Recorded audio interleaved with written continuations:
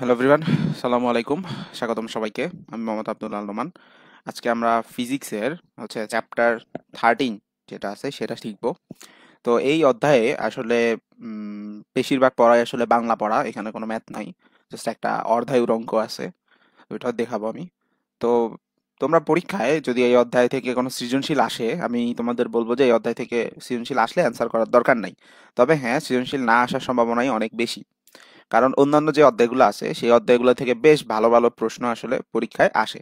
তুমি যদি বিগত বছরের প্যাটার্ন অ্যানালাইসিস করো বা দেখো বিগত বছরের প্রশ্নগুলা, তাহলে দেখবে এই অধ্যায় থেকে তেমন কোনো প্রশ্ন আসেই নেই আসলে। কোনো বোর্ডেই তেমন কোনো প্রশ্ন আসে না সাধারণত। তো যদিও আসে, মানে তোমার ভাগ্য যদি খুবই খারাপ থাকে, যে বোর্ড তুমি পরীক্ষা দিচ্ছ, তো খুব বেশি হলে একটা প্রশ্ন আসতে পারে সৃজনশীল। তো তুমি ওইটা পরীক্ষায়, আমি বলবো যে ওইটা অ্যান্সার করার দরকার নাই, কারণ এইখানে হচ্ছে রিটেন মানে বাংলা লেখা। সো বাংলা লেখা লিখতে গিয়ে দেখা যাবে কিছু কিছু ক্ষেত্রে তোমার নাম্বার কম চলে আসতে পারে। তো সেই জায়গায় তুমি অন্য একটা ম্যাথমেটিক্যাল যদি সৃজনশীল অ্যান্সার করতা, তাহলে সেখানে তুমি হচ্ছে 10-এ 10 পাওয়ার একটা সম্ভাবনা ছিল যদি ভালো করে লিখতে পারো। তো এই অধ্যায় থেকে আমি বলবো সৃজনশীল আসে না, সো এটা আসলে পড়ে এখন শেষ সময় সময় নষ্ট করারও দরকার নাই। যারা আগে পড়ছো তো পড়ছোই। তো এই জন্য আমি খুব দ্রুত এই অধ্যায়টা একবার রিভিউ করে যাব, যাতে করে তোমরা এই অধ্যায় থেকে এমসিকিউ আসলে সেগুলো অ্যান্সার করতে পারো। তো বিগত বছরের প্রশ্ন অ্যানালাইসিস করে, তো বিভিন্ন টেস্ট পেপার থেকে আমি এখানে কিছু প্রশ্ন তোমাদের জন্য দিয়ে রাখছি। তো এগুলা বোঝার জন্য যতটুকু ব্যাখ্যা করা দরকার আমি ঠিক ততটুকুই করব। আর এই ব্যাপারটা আসলে আমরা যখন উপরের ক্লাসে উঠি, বিশেষ করে ইন্টারমিডিয়েট একটা চ্যাপ্টার আছে, সেখানেও খুব বেশি ভালো করে লেখা থাকে না। তবে ট্রিপলি যারা পড়ে, সেই ট্রিপলি যারা আর কি পড়ে, যেমন আমার মতো, আমি তো ট্রিপলিতে পড়ছি বুয়েটে।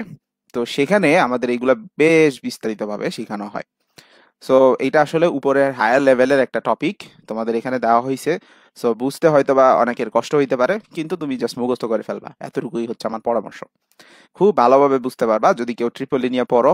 আজ থেকে হচ্ছে কয় বছর পরে, 2 বছর পরে ইন্টারমিডিয়েট পরীক্ষা দিবা, তারপরে ভর্তি পরীক্ষা দিবা। তো ধরো আজ থেকে 3-4 বছর পর যখন তোমরা হচ্ছে কোনো ট্রিপলি ডিপার্টমেন্টে পড়বা, যদি আশা করি বুয়েটে ট্রিপলি ডিপার্টমেন্টে যখন পড়বা, তখন এই চ্যাপ্টার গুলা যখন আরো বিশদভাবে জানতে পারবা, তখন তোমার মনে হবে ইস 9-10 এগুলো নিয়ে কত প্যারা খাইছিলাম, এগুলা এমনি বুঝতাম না, এই তখন অনেক কিছু মনে হবে এবং মজা লাগবে, যেমন আমার লাগে আর কি। যাই হোক, যতটুকু দরকার তোমাদের লেভেলের জন্য ঠিক ততটুকুই আমি আজকে দেখাই দিব ইনশাল্লাহ। তা আসে শুরু করি। তো পরমাণুর পরিচিতি এগুলো তোমাদের জানা আছে, যে পরমাণুর ভিতরে কি কি থাকে, জাস্ট আমি একবার একটু ওভারভিউ করে যাই। তো পরমাণুর কক্ষপথে হচ্ছে ইলেকট্রন থাকে, আর পরমাণুর ভিতরে হচ্ছে প্রোটন থাকে এবং নিউট্রন থাকে। সো প্রোটন আর নিউট্রনকে একসাথে ভর সংখ্যা বলে। আর লেখার সিস্টেম কি, ধরো আমরা হিলিয়াম লিখবো। হিলিয়ামের প্রোটন থাকে হচ্ছে 2টা। সো এখানে 2 লিখতে হয়। তারপরে হচ্ছে হিলিয়ামের নিউট্রন থাকে 2টা। সো প্রোটন আর নিউট্রন মিলে মোট ভর সংখ্যা হচ্ছে 4। সো সেই 4 হচ্ছে এখানে লিখতে হয়। সো এটাই হলো লেখার সিস্টেম। আর হিলিয়ামের ইলেকট্রনও 2টা। তাহলে এইভাবে হচ্ছে আমরা কোনো পরমাণু লিখতে পারি। এখানে থাকবে প্রোটন সংখ্যা বা পারমাণবিক সংখ্যা, উপরে থাকে হচ্ছে ভর সংখ্যা। ভর সংখ্যা আসলে কি, প্রোটন এবং নিউট্রনের যে মোট সংখ্যাটা সেটাই হলো ভর সংখ্যা। তো এরকম আমাদের আইসোটোপ বলে একটা ব্যাপার আছে, আইসোটোন বলে ব্যাপার আছে। এই জিনিসটা আসলে কেমিস্ট্রিতে পড়ানো হয়, আমি একটু করে দেখাই দিই।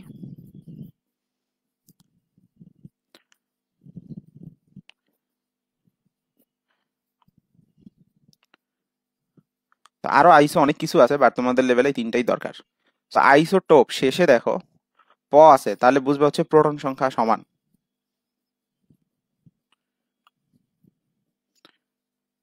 সো 2টা পরমাণুর যদি প্রোটন সংখ্যা সমান থাকে, তাহলে একটাকে আরেকটার আইসোটোপ বলা হয়। আইসোটোনে হচ্ছে ন আছে শেষে, নিউট্রন সংখ্যা সমান। সো 2টা পরমাণুর মধ্যে কম্পেয়ার করার পর যদি দেখো তাদের নিউট্রন সংখ্যা মিল আছে, তাহলে বুঝবা একটা আরেকটার আইসোটোন। আর আইসো বারে হচ্ছে ভর সংখ্যা সমান থাকবে।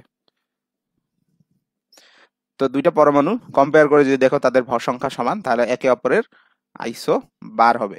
যেমন এখানে আমরা যদি একটা এক্সাম্পল হিসেবে দেখাই,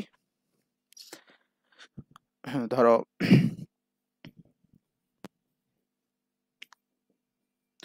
এরকম লিখলাম, তাহলে এইটা একটা আর একটা কি হবে। তো এখানে দেখো প্রোটন সংখ্যা 3, ওইখানেও প্রোটন সংখ্যা 3, তার মানে প্রোটন সংখ্যা মিল আছে। তাহলে এইটা একে অপরের আইসোটোপ।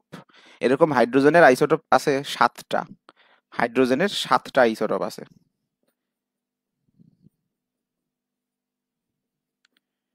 তো এরকম আইসোটোপ অনেকগুলো আছে, যেমন এইখানে এইটার নাম হচ্ছে হাইড্রোজেন, নর্মাল আমরা যেটা বলি হাইড্রোজেন। তো এই হাইড্রোজেনের এই আরেকটার নাম হচ্ছে প্রোটিয়াম, বা হ্যাঁ প্রোটিয়ামই বলে। এটাকে বলা হয় ডিউটেরিয়াম, আবার এটাকে বলা হয় ট্রিশিয়াম বা ট্রিটিয়াম। ঠিক আছে, এরকম বিভিন্ন নাম আছে। তো এরকম 7টা আইসোটোপ আছে হাইড্রোজেনের। তো এইখানে খেয়াল করে দেখো, এইখানে প্রোটন সংখ্যা হচ্ছে কয়টা? প্রোটন সংখ্যা হচ্ছে একটা, আর ভর সংখ্যা হচ্ছে 1। এখানে প্রোটন সংখ্যা 1, ভর সংখ্যা হচ্ছে 2, প্রোটন সংখ্যা 1, ভর সংখ্যা হচ্ছে 3। তো এগুলো হলো ভর সংখ্যা, এটা ভর সংখ্যা। এই ভর সংখ্যার মধ্যে কি থাকে বলছি? প্রোটন প্লাস নিউট্রন, এই দুইটার সমষ্টি থাকে। তার মানে প্রোটন হচ্ছে একটা, আবার প্রোটন আর নিউট্রনের সমষ্টিও হচ্ছে 1। তার মানে নিউট্রন কয়টা এখানে? এখানে কিন্তু কোনো নিউট্রন নাই, কারণ প্রোটনের সংখ্যা হচ্ছে 1, আবার প্রোটন আর নিউট্রন একসাথে সেটাও হচ্ছে 1। তার মানে এখান থেকে তুমি বুঝতে পারবা নিউট্রন সংখ্যা 0। তার মানে এখানে কোনো নিউট্রন নাই। আবার যদি এখানে আসো, এইখানে প্রোটন সংখ্যা তো 1 দেখা যাচ্ছে, আর প্রোটন আর নিউট্রন মিলে হচ্ছে 2। তাহলে এখানে মান বসালে এন এর মান পাওয়া হলো 1। তার মানে এই ডিউটেরিয়ামের ক্ষেত্রে আমাদের প্রোটন সংখ্যা হচ্ছে 1 এবং নিউট্রন সংখ্যা হচ্ছে 1, দুইটা মিলে ভর সংখ্যা হচ্ছে 2। তাহলে এভাবে প্রোটন সংখ্যা একই তাদের আছে। তাহলে একে অপরের কি আইসোটোপ। এখন যদি আমরা দেখি এরকম যে কার্বনের ক্ষেত্রে এরকম যদি দেখি, তাহলে এটা কি হবে? এখানে খেয়াল করে দেখো, এই 14 আর এই 14 মিল আছে, তার মানে এখানে ভর সংখ্যা সেম, তাহলে একে অপরের আইসো বার। এই যে আইসো বার, ভর সংখ্যা যদি একই থাকে তাহলে আইসো বার। তাহলে এখানে একটা আরেকটার আইসো বার। আচ্ছা, তারপরে ধরো এরকম যদি হয়, এই যে এরকম যদি হয়, তাহলে দেখো কি হবে। তো এখানে প্রোটন সংখ্যাও মিলে নাই, ভর সংখ্যাও মিলে নাই। তাহলে আমরা নিউট্রন সংখ্যা বের করে দেখি, যে প্রোটন আর নিউট্রন মিলে হচ্ছে এখানে 14টা, প্রোটন হচ্ছে 6টা, তাহলে নিউট্রন হচ্ছে আমার এখানে আছে 8টা। তাহলে এই কার্বনের মধ্যে নিউট্রন আছে 8টা। আর এই নাইট্রোজেনের মধ্যে নিউট্রন কয়টা? দেখো, তার মানে সহজে বলতে পারি যে এই দুইটা মাইনাস করলে নিউট্রন সংখ্যা পাওয়া যায়। তো 15 থেকে 7 গেলে এখানে আসতেছে 8। তাহলে দুইটার নিউট্রন সংখ্যা মিল আছে। সো নিউট্রন সংখ্যা যদি মিল থাকে, একটা আরেকটার আইসোটোন হবে। ঠিক আছে, তো এইভাবে আমরা একটু মনে রাখার চেষ্টা করব ভর সংখ্যা এবং এই তিনটা জিনিস কোনটা কি। এবার আসলে তেজস্ক্রিয়তা, এই জিনিসটা আসলে কি বোঝায়? তেজস্ক্রিয়তা মূলত হচ্ছে কোনো একটা পরমাণু ভেঙে অন্য আর একটা পরমাণুতে রূপান্তরিত হয়ে যাওয়ার যে প্রক্রিয়া, এটাকে বলে তেজস্ক্রিয়তা। তো সাধারণত সবগুলা পরমাণু মানে দুমদাম ভেঙে যায় না। সাধারণত হচ্ছে পর্যায় সারণীতে তোমরা যদি দেখো 82 এর পরে, অর্থাৎ সীসা সীসা এর পরে যে পরমাণুগুলো থাকে সেগুলো হচ্ছে সাধারণত তেজস্ক্রিয় হয়ে থাকে। বাট এর আগের গুলোতেও তেজস্ক্রিয়তা লক্ষ্য করা যায়, কম বেশি লক্ষ্য করা যায়। তবে বেশি তেজস্ক্রিয় হচ্ছে সীসার পরে যারা থাকবে তাদের। এটার পিছনে কারণ হচ্ছে, একটা নিউক্লিয়াসের মধ্যে প্রোটন অর্থাৎ পজিটিভ চার্জ যখন অনেক বেশি পরিমাণে থাকে, সো আমরা জানি পজিটিভ চার্জ একটা আরেকটাকে বিকর্ষণ করে। সো অনেকগুলো পজিটিভ চার্জ যখন এখানে থাকবে, সবাই বিকর্ষণ করে দূরে সরে যাওয়ার কথা।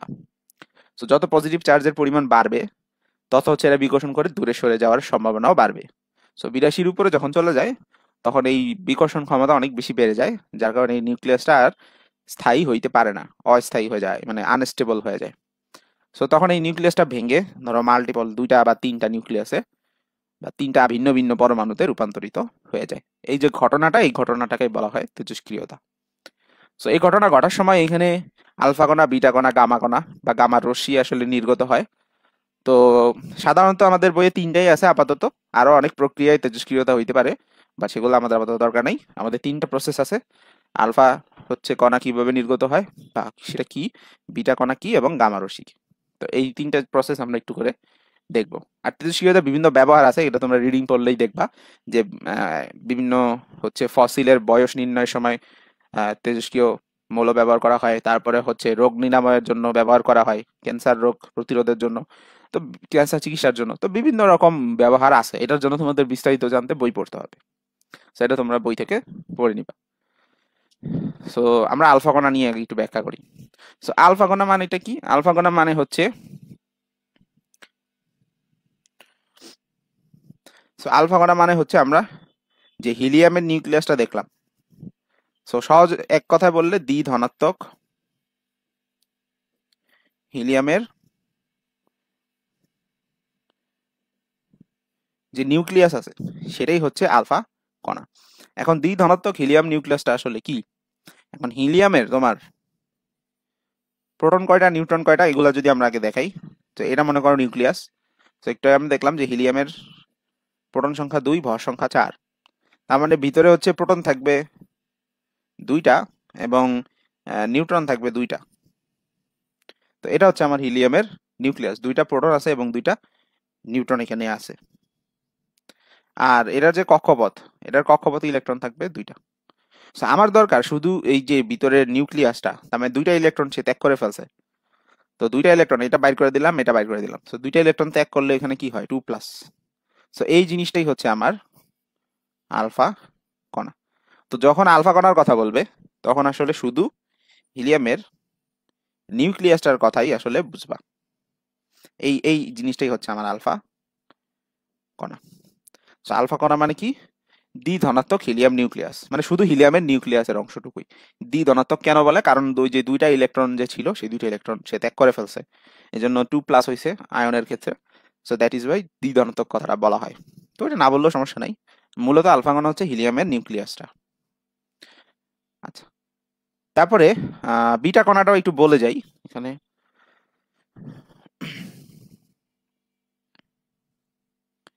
সো বিটা কণাটা কিভাবে তৈরি হয় দেখো। তো ধরো কোনো একটা নিউক্লিয়াসের ভিতরে প্রোটন থাকবে, নিউট্রন থাকবে, অনেক কিছুই থাকবে। সো প্রোটন আছে মনে করো কথার কথা 3টা, আর নিউট্রন আছে কথার কথা ধরো 4টা। সো 3টা প্রোটন আছে আর 4টা নিউট্রন আছে। সো এটা কি মৌল দেখো তো? 3টা প্রোটন এবং 4টা নিউট্রন মিলে টোটাল হবে 7। তো 3টা প্রোটন কার হয়? লিথিয়ামের হয়। পজিশনে দেখলেই তুমি বুঝবা লিথিয়ামের হচ্ছে 3টা প্রোটন হয়। সো এটা হলো লিথিয়ামের। সো ধরো কোনো একটা কারণে এই যে নিউট্রন আছে, সো একটা নিউট্রন ভেঙে গেছে। সো এই একটা নিউট্রন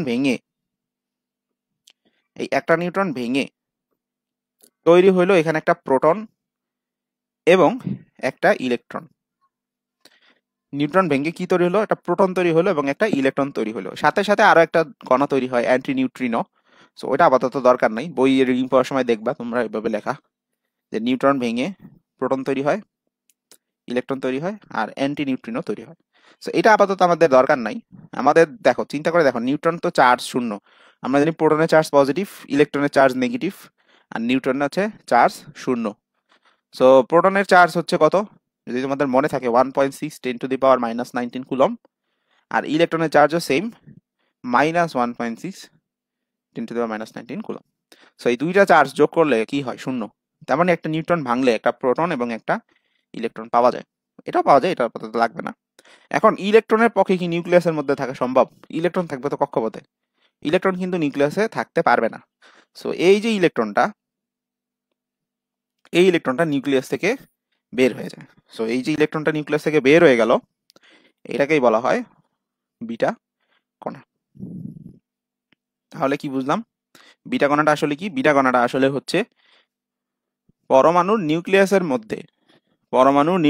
মধ্যে একটা নিউট্রন ভেঙে প্রোটন এবং ইলেকট্রন পাওয়া যায়। ওই ইলেকট্রন যখন নিউক্লিয়াসের অভ্যন্তর থেকে বের হয়ে আসে, এটাকে বলা হয় বিটা কণা। সো বিটা কণা কি? আলটিমেটলি বিটা কণা মানে হলো একটা ইলেকট্রন। আচ্ছা, তাহলে আলটিমেটলি বিটা কণা যখন নির্গত হলো, এক্ষেত্রে আমার সামগ্রিক কি পরিবর্তন আসলো? তো খেয়াল করে দেখো, আগে প্রোটন ছিল 1 2 3টা, কিন্তু এখন প্রোটন হয়ে গেছে 1 2 3 4টা। তাহলে প্রোটন যেহেতু 4টা হয়ে গেছে, এটা কোন মৌল? এটা হলো বেরিলিয়াম। তোমরা পজিশনে দেখো, হাইড্রোজেন, তারপরে লিথিয়াম, তারপরে সরি হিলিয়াম, তারপরে কি লিথিয়াম, তারপর বেরিলিয়াম। 4 নম্বরে আছে বেরিলিয়াম। সো যেহেতু 4টা প্রোটন আছে, তাহলে আমার এই মৌলটা হয়ে গেছে বেরিলিয়াম। এখানে নিউট্রন কয়টা আছে? 1 2 3। আগে নিউট্রন ছিল 4টা, এখন নিউট্রন হয়ে গেছে কয়টা? 3টা। তাহলে 4টা প্রোটন এবং 3টা নিউট্রন সব মিলে এখানে 7। তো এই যে বিটা কণা যে বের হলো, তা আমার প্রোটন সংখ্যা কিন্তু 1 বেড়ে গেছে, কিন্তু ভর সংখ্যা আগের মতোই আছে। তো ভর সংখ্যা আগের মতো থাকার কারণটা কি? কারণ একটা নিউট্রন কমছে, একটা প্রোটন বাড়ছে। তো P+N তো আগের মতোই আছে, মানে পি আর এন এর সমষ্টি, মানে এন কমে আবার পি বাড়ছে। সো আলটিমেটলি যোগফল তো একই আছে। যেমন আগেও 7টা ছিল পি আর এন মিলে, এখনো পি আর এন মিলে 7টাই আছে, কিন্তু একটা নিউট্রন কমে গেছে, আবার ওই দিকে আর একটা প্রোটন বেড়ে গেছে। সো একটা বিটা কণা যখন বের হবে, তখন নিউট্রন একটা কমবে, প্রোটন একটা বাড়বে, আর ভর সংখ্যা একই রকম থাকবে। সো এই হলো ঘটনা, বিটা কণা জিনিসটা আসলে কি। আর গামা রশ্মি যেটা, গামাটা আসলে কণা না কোনো, এটা আসলে একটা গামা রশ্মি। সো গামা রশ্মি হচ্ছে আহ, যখন কোনো একটা নিউক্লিয়াস অনেক বেশি পরিমাণ শক্তি ধরে রাখতে পারে না, তখন সে এখান থেকে কিছু শক্তি বিকিরিত করে। সো এইটাই হচ্ছে তখন আমরা বলি গামা রশ্মি। অর্থাৎ এটা একটা শক্তির ফরম্যাটে বের হয়, অর্থাৎ এটা কোনো কণার ফরম্যাটে বের হয় না। তার মানে আলফা যেমন একটা কণা, দুইটা প্রোটন দুইটা নিউট্রন, আচ্ছা বিটাও কিন্তু একটা কণা, সেটা হচ্ছে একটা ইলেকট্রন। কিন্তু গামা আসলে ওই লেভেলের কোনো কণা না, এটা হচ্ছে একটা রশ্মি, এটা হচ্ছে এনার্জি বা শক্তির ফরম্যাটে বের হয়ে আসে, ঠিক আছে। সো এটার কোনো চার্জ টার্জ কিছু নাই। বিটা রশ্মি দেখছো, বিটা হচ্ছে ইলেকট্রন, সো এটা চার্জ ইলেকট্রনের চার্জের মতো। আলফা হচ্ছে আবার দুইটা প্রোটন দুইটা নিউট্রন, সো সব মিলে যেই চার্জ হবে সেই চার্জ। তারপরে ভরও আছে, আলফা কণারও ভর আছে, বিটা কণারও ভর আছে, কিন্তু গামার কোনো ভর নাই। গামা হচ্ছে জাস্ট আলোর মতোই, এটা একটা এনার্জি, ঠিক আছে। ওকে, তো তেজস্ক্রিয়তা ব্যবহার বললাম, এটা বই থেকে পড়ে নেওয়ার জন্য। আসলে সেমিকন্ডাক্টর ইলেকট্রনিক্স নিয়ে হালকা পাতলা খুব দ্রুত আলোচনা করে ফেলি। তো ইলেকট্রনিক্স জিনিসটা আসলে কি, ইলেকট্রনিক্স তোমাদের আশেপাশে দেখবে সবকিছুই ইলেকট্রনিক্স। তুমি যে ক্লাসটা করতেছো হয় মোবাইলে করতেছো, না হলে ল্যাপটপে করতেছো, যেভাবেই করো, ট্যাবে করতেছো, সো এই জিনিসটাও ইলেকট্রনিক্স, ঠিক আছে। তোমার আশেপাশে যদি তাকাও, ফ্যান, লাইট, এভরিথিং ইলেকট্রনিক্স এখন, টিভি।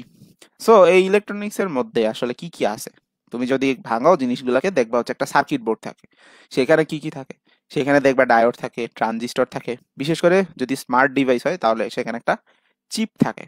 তো ওই চিপ দিয়েই আসলে পুরা ডিভাইসটা কন্ট্রোল করা হয়। যেমন কম্পিউটারের ক্ষেত্রে হচ্ছে প্রসেসর আমরা বলে থাকি, মোবাইলের ক্ষেত্রেও আছে এরকম আইসি বলে। সো এই আইসির পূর্ণরূপ হচ্ছে ইন্টিগ্রেটেড সার্কিট। আইসি এর পূর্ণরূপ কি, এটা হচ্ছে ইন্টিগ্রেটেড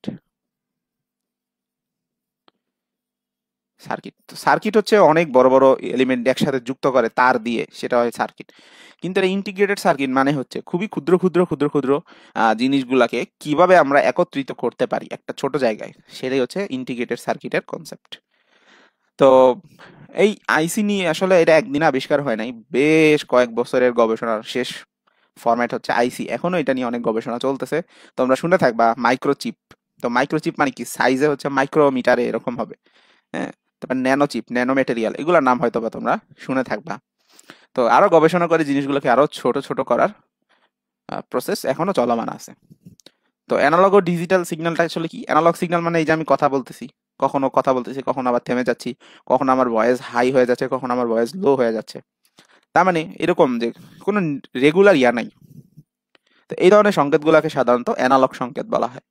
তো দেখা যায় না ওই যে নাটকে বা বাস্তবেও তো দেখা যায়, ওই যে রোগীর যখন ওই যে হার্টের মনিটর দেখে, যে মনিটরে এখানে যে এটা এরকম পালস চলে, তার মানে রোগী বাইচা আছে। যখন রোগী মরে যায় তখন সেটা সমান হয়ে যায়, তার মানে হার্ট থেকে কোনো পালস আসে না। তো এই ধরনের সিগন্যালগুলো হচ্ছে অ্যানালগ সিগন্যাল। তবে এটা দেখতে বিশ্রী হলেও সুন্দর একটা অ্যানালগ সিগন্যাল হচ্ছে একটা এই যে সাইনের গ্রাফ। তো অ্যানালগ সিগন্যাল মানে বলতে বোঝায় যে প্রত্যেক সেকেন্ডে কিছু না কিছু ভ্যালু আসলে এখানে আছে। এগুলো হলো অ্যানালগ সিগন্যাল, এবং ভ্যালুর যে পরিমাণ সেগুলো অনেক বেশি। যেমন এখান থেকে এইখানে পর্যন্ত কয়টা ভ্যালু আছে এটার কোনো গ্যারান্টি নেই, অসীম সংখ্যক ভ্যালু আছে। যেমন এইখান থেকে এখানে আমি জাস্ট দুইটা গোল্লা দিছি, এই দুইটা গোল্লার মাঝখানে কি আরো গোল্লা গোল্লা দেওয়া যায় না? সো এখানে প্রচুর ভ্যালু আছে, এবং এই ভ্যালুগুলো আসলে মানে অনেক পরিমাণে। সো এই ধরনের সিগন্যালকে বলা হয় অ্যানালগ সিগন্যাল। আর ডিজিটাল সিগন্যাল মানে বোঝায় যে হয় ওয়ান হবে আর না হলে জিরো হবে। এই হয় ওয়ান আর না হলে জিরো, এই ওয়ান আর জিরো ছাড়া আর কিছু নাই। তো এগুলা হচ্ছে ডিজিটাল সিগন্যাল, মাত্র দুইটা জিনিস দিয়ে আসলে আমরা কোনো তথ্যকে প্রকাশ করতে পারি। সো ওয়ান জিরো দিয়ে কিভাবে কোনো তথ্যকে প্রকাশ করে সেগুলো আমরা আরো বড় হলে শিখবো। আপাতত আমাদের এতটুকু জানলেই চলবে। অ্যানালগ সিগন্যাল মানে হচ্ছে এখানে অনেক তথ্য থাকবে, প্রত্যেক সেকেন্ডে সেকেন্ডে এক এক রকম মান থাকবে, মাল্টি ভ্যারিয়েশনের মান থাকবে। যেমন মনে করো এটা যদি ওয়ান হয়, তাহলে এইটা 0.5 হইতে পারে, 0.25 হইতে পারে, আরো কম হইতে পারে, এর মাঝখানেও থাকতে পারে, 0.75 হইতে পারে, মানে শূন্য থেকে একের মধ্যে সব মান হওয়া সম্ভব। কিন্তু এখানে দেখো, হয় জিরোতে আছে আর নাহলে ঠাস করে ওয়ানে চলে গেছে, হয় জিরোতে আছে আর নাহলে ঠাস করে ওয়ানে চলে গেছে। এর মাঝখানে কিন্তু কোনো ভ্যালু নাই। এই দাগ আসলে আমি দিছি এমনিই দিছি, এই দাগ না দিলেও হবে, এটা জাস্ট বোঝানোর জন্য দিছি। কেউ যদি বলে না এই হলো ওয়ান, তারপর এই হলো জিরো, তারপর এই হলো ওয়ান, তারপর হচ্ছে এই হলো জিরো, এই এভাবেও লেখা যায়, সমস্যা নাই, কিন্তু এটা দেয় আসলে ওই দেখতে একটু সুন্দর লাগে, বুঝছো, দেখতে সুন্দর লাগে আর কিছুই না। সো নির্দিষ্ট সময় হয় 1 থাকবে, না হলে 0 থাকবে, এই দুইটার বাইরে আর কিছু থাকতে পারবে না। তাহলে এই ধরনের সিগন্যাল হচ্ছে digital signal. So digital signal analog সিগন্যালের মধ্যে হচ্ছে কিছু পার্থক্য আছে, এটা বই থেকে পড়বা। সো বই রিডিং পড়ার জন্য তোমাদের আমি উৎসাহিত করতেছি, একবার জাস্ট রিডিং পড়ে গেলেই হবে, বেশি খুব ডিপে যাওয়া লাগবে না। কি কি পড়া লাগবে এই যে আমি বলে দিচ্ছি, কিন্তু তোমরা সেইখান থেকে সেখান থেকে টপিকগুলো দেখবে। যেমন একবার বলছি তেজস্ক্রিয়তার ব্যবহারটা দেখবা, আর হচ্ছে গিয়ে এই যে অ্যানালগ ডিজিটাল সিগন্যালের এই জায়গায় পার্থক্যগুলো দেখবা। ওকে, আসলে সেমিকন্ডাক্টর জিনিসটা আসলে কি? তাহলে সেমিকন্ডাক্টর বুঝতে হলে তোমাকে আগে বুঝতে হবে কন্ডাক্টর জিনিসটা আসলে কি। কন্ডাক্টর মানে হচ্ছে পরিবাহী। তো যারা বিদ্যুৎ পরিবহনে অংশ নেয় তারা হচ্ছে কন্ডাক্টর, আর যারা বিদ্যুৎ পরিবহনে অংশ নেয় না তারা কি সেমিকন্ডাক্টর না, তাদেরকে বলা হয় ইনসুলেটর। সো যারা বিদ্যুৎ পরিবহনে অংশ নেয়, সুপরিবাহী আর কি, তারা হলো কন্ডাক্টর। এটা বাসের কন্ডাক্টরের মতো না, এটা ইংরেজি নাম আর কি। বাসের কন্ডাক্টরও হয়তো বা ইংরেজি নাম। আর এটা হচ্ছে ইনসুলেটর, এটা হলো বিদ্যুৎ অপরিবাহী। আর এটা হচ্ছে বিদ্যুৎ পরিবাহী বা সুপরিবাহী, যেটাই বলো। এটার মাঝখানে যে জিনিসটা সেটা হচ্ছে অর্ধ পরিবাহী। তো অর্ধ পরিবাহী হচ্ছে যারা আসলে বিদ্যুৎ পরিবহনে অংশ নেয় না, স্বাভাবিক অবস্থায় বিদ্যুৎ পরিবহনে অংশ নেয় না, কিন্তু এদের কিছু মডিফিকেশন করলে, এদের মধ্যে কিছু পরিবর্তন আনলে এরা তারপরে বিদ্যুৎ পরিবহনে অংশ নিতে পারে। এই ধরনের জিনিসকে বলা হয় অর্ধ পরিবাহী। কিছু কিছু ম্যাটেরিয়ালের নাম লিখে দিই। সুপরিবাহী ম্যাটেরিয়ালের মধ্যে আছে কি কপার বা তামা, তারপর আছে কি লোহা। হ্যাঁ, এগুলো হচ্ছে বিদ্যুৎ সুপরিবাহী। তো বিদ্যুৎ পরিবহন করে না কারা? কাঠ, কাঁচ, কাগজ, এগুলা বিদ্যুতের অপরিবাহী। আর অর্ধ পরিবাহীর মধ্যে আছে কার্বন, সিলিকন, জার্মেনিয়াম, এগুলো হচ্ছে বিদ্যুতের অর্ধ পরিবাহী। এই যে ডায়োড, ডায়োড জিনিসটা তৈরি করে কিভাবে জাস্ট একটু সংক্ষেপে বলে যাই। সো ডায়োড জিনিসটা হচ্ছে একটা সিলিকনের বার নেওয়া হয়। এখন সিলিকন হচ্ছে তো অর্ধ পরিবাহী, সিলিকনের ভিতর দিয়ে তো বিদ্যুৎ পরিবহন করবে না স্বাভাবিক অবস্থায়, এই যে বললাম না অর্ধ পরিবাহী। তো সিলিকনের বিদ্যুৎ দিয়ে স্বাভাবিক অবস্থায় বিদ্যুৎ পরিবহন করবে না। তা আমরা কি করব, এই সিলিকনের এইখানে অর্ধেক করে এই এক জায়গায় হচ্ছে আমরা বোরন ইউজ করব, এবং আর অর্ধেক জায়গায় আমরা হচ্ছে ফসফরাস ইউজ করব। সংক্ষেপে লিখি পি, ফসফরাস ইউজ করব, আরেক জায়গায় হচ্ছে বোরন ইউজ করব। বোরন মানে হচ্ছে পর্যায় সারণীর যে 5 নম্বর মৌল, আর ফসফরাস মনে হয় 15 নম্বর মৌল। তো পর্যায় সারণীর ওই যে বোরনের নিচে যারা আছে, যেমন বোরন, অ্যালুমিনিয়াম, গ্যালিয়াম, হ্যাঁ, ইন্ডিয়াম, ওই পর্যায় সারণীর যে বোরনের যে গ্রুপটা আছে ওই গ্রুপের যে কোনো মৌল এখানে ব্যবহার করা যায়। আবার ফসফরাসের যে গ্রুপটা আছে, ফসফরাস, আর্সেনিক, তারপরে অ্যান্টিমনি, হ্যাঁ, এই গ্রুপটাও যে কোনোটা আপাতত এখানে ব্যবহার করা যায়। তো কোনটা আসলে ব্যবহার করা হবে এটা ডিপেন্ড করে সায়েন্টিস্টদের উপরে, এটা আমাদের মাথা ব্যথার দরকার নেই আপাতত। তো এই যে গ্রুপটা, প্রথম যে গ্রুপটার কথা বললাম, এদের দেখবা ইলেকট্রন বিন্যাস যদি তোমরা করে দেখো, তাহলে দেখবা এদের শেষ কক্ষপথে 3টা করে ইলেকট্রন আছে, এই জন্য এদেরকে ত্রিযোজী মৌল বলা হয়। আর ওইগুলা যদি ইলেকট্রন বিন্যাস করো, তাহলে দেখবা এদের শেষ শক্তি স্তরে 5টা করে ইলেকট্রন আছে, এজন্য এদেরকে আমরা পঞ্চযোজী মৌল বলতে পারি। সো এক পাশে ত্রিযোজী, আরেক পাশে পঞ্চযোজী মৌল যদি আমরা এখানে যুক্ত করি, তাহলে এইখানে কিছু ইলেকট্রন শর্ট থাকে। এই যে ইলেকট্রন শর্ট থাকে এইগুলোকে বলা হয় হোল বা গর্তের মতো। আর এই পাশে যখন ইউজ করব, সো তখন এখানে ইলেকট্রন আরো বাড়তি থাকবে, এখানে ইলেকট্রন আরো বাড়তি থাকবে, এইগুলোকে বলা হয় মুক্ত ইলেকট্রন বা ফ্রি ইলেকট্রন। তো এই যে পাশে ইলেকট্রন বাড়তি থাকে সেইটাকে বলা হয় এন টাইপ বা নেগেটিভ টাইপ, আর যেই পাশে ইলেকট্রন শর্টেজ থাকে সেখানে এটাকে বলা হয় পজিটিভ টাইপ বা পি টাইপ। এখন মনে হইতে পারে যে ইলেকট্রন শর্ট থাকে কিভাবে আর বেশি হইলো কিভাবে। সো এটা একটু করে দেখাই দিই, এটা অত ডিটেলস আপাতত জানতে হবে না, বাট যেহেতু কথায় কথায় চলে আসছে দেখাই দিই। এখন একটা সিলিকনের যে টুকরা আমি নিছিলাম, এখন সিলিকনের টুকরাটা কিভাবে থাকে, একটা সিলিকনের টুকরা, তার পাশে 4টা সিলিকনের সাথে এভাবে সমযোজী বন্ধনে যুক্ত থাকে। তো সমযোজী বন্ধনে যুক্ত থাকার অর্থ কি? সমযোজী বন্ধনে যুক্ত থাকার মানে হচ্ছে প্রত্যেকের সাথে ইলেকট্রন শেয়ার করে। তো এখানে যে সিলিকন সিলিকন সাথে শেয়ার করে, সিলিকন সিলিকনের সাথে শেয়ার করে। এই তো খেয়াল করে দেখো, এই যে সিলিকনটা, তার 4টা ইলেকট্রন, এই 4টা, সে আবার 4টা কি করছে পাশের সিলিকনের সাথে শেয়ার করে অষ্টক পূরণ করছে, যৌগ তৈরি করছে, সুখে শান্তিতে আছে। আমরা কি করলাম, এখানে এনে বোরন ঢুকাই দিলাম। তো এখানে তো একটা সিলিকন, এখানে কোটি কোটি সিলিকন আছে, তার মধ্যে কিছু কিছু সিলিকন কি হয়ে যাবে, সরে ওই জায়গায় বোরন চলে আসবে। তো এখন এই জায়গায় সিলিকন সরে যদি বোরন চলে আসে, সিলিকন সরে গিয়ে যদি এখানে এখন বোরন চলে আসে, এখন বললাম তো বোরনের শেষ শক্তি স্তরে 3টা করে ইলেকট্রন থাকে। সো এই যে ইলেকট্রন যেগুলো আপনি 4টা দিছিলা সিলিকনের, তো একটা ইলেকট্রন কি হয়ে গেল, কমে গেল না? তাহলে এখানে ইলেকট্রনের একটা শর্টেজ তৈরি হলো। দেখো বোরনের কিন্তু অষ্টক পূরণ হয় নাই, বোরনের নিজের 3টা, পাশের সিলিকনের সাথে 4টা শেয়ার করলো, কিন্তু অষ্টক পূরণ হইল না। নিজের 3টা, পাশে 4টা, টোটাল 7টা হয়। তো এই কারণে বোরনের এখানে একটা হোল তৈরি হয়। হোল মানে ইলেকট্রন ঘাটতি। যে ভাই সিলিকন যখন ছিল তখন তো সে স্বয়ং সম্পূর্ণ ছিল, কিন্তু বোরন নিচে ঢুকানোর কারণে এখানে এরকম কিছু ইলেকট্রনের ঘাটতি বা গর্ত তৈরি হয়, এগুলোকে বলে হোল। এবং এই পাশটাকে তখন এই জন্য আমরা বলবো পজিটিভ টাইপ বা পি টাইপ। আচ্ছা, ঠিক একইভাবে যখন ফসফরাস এনে যুক্ত করবো অন্য পাশে, সো ওই পাশে আবার ফসফরাস যখন যুক্ত করবো তখন ঘটনাটা কি ঘটবে? সো ওই পাশে যখন ফসফরাস আমরা ঢুকাবো তখনই তো বোরন বাদ চলে গেল। ফসফরাসের শেষ শক্তি স্তরের ইলেকট্রন কিন্তু থাকে 5টা। সো ফসফরাসের 5টাই, যে 1টা 2টা 3টা 4টা অষ্টক অলরেডি পূরণ হয়ে গেছে। ফসফরাসের 4টা পাশের 4টার সাথে শেয়ার করছে, কিন্তু ফসফরাসের শেষে তো 4টা থাকে না, শেষে থাকে হলো 5টা, আর একটা ইলেকট্রন এক্সট্রা রয়ে গেছে। This is extra electron. So এই এক্সট্রা ইলেকট্রন গুলো এখানে ঘুরাঘুরি করতে থাকবে। তো এটাকে বলা হয় এন টাইপ। সো এই যে এক পাশে পি এবং অন্য পাশে এন, এটা দিয়েই তৈরি হইলো পি এন, এবং এটার নামই হচ্ছে ডায়োড। ঠিক আছে, তো আমরা একটা ডায়োড এভাবে তৈরি করতে পারি। সো ডায়োডের এক পাশে থাকে পি টাইপ সেমিকন্ডাক্টর, আর অন্য পাশে থাকে এন টাইপ সেমিকন্ডাক্টর। সো এটা হচ্ছে অ্যাকচুয়াল ছবি, আর এটা হচ্ছে প্রতীক। যেমন ব্যাটারি আগে কিভাবে, এখন ব্যাটারি কি এরকম নাকি দেখতে? সো ব্যাটারি দেখতে তো হচ্ছে এই যে এরকম। তো যাই হোক, প্রতীক হচ্ছে এরকম। সো এটা হচ্ছে ইয়ার প্রতীক, ডায়োডের প্রতীক।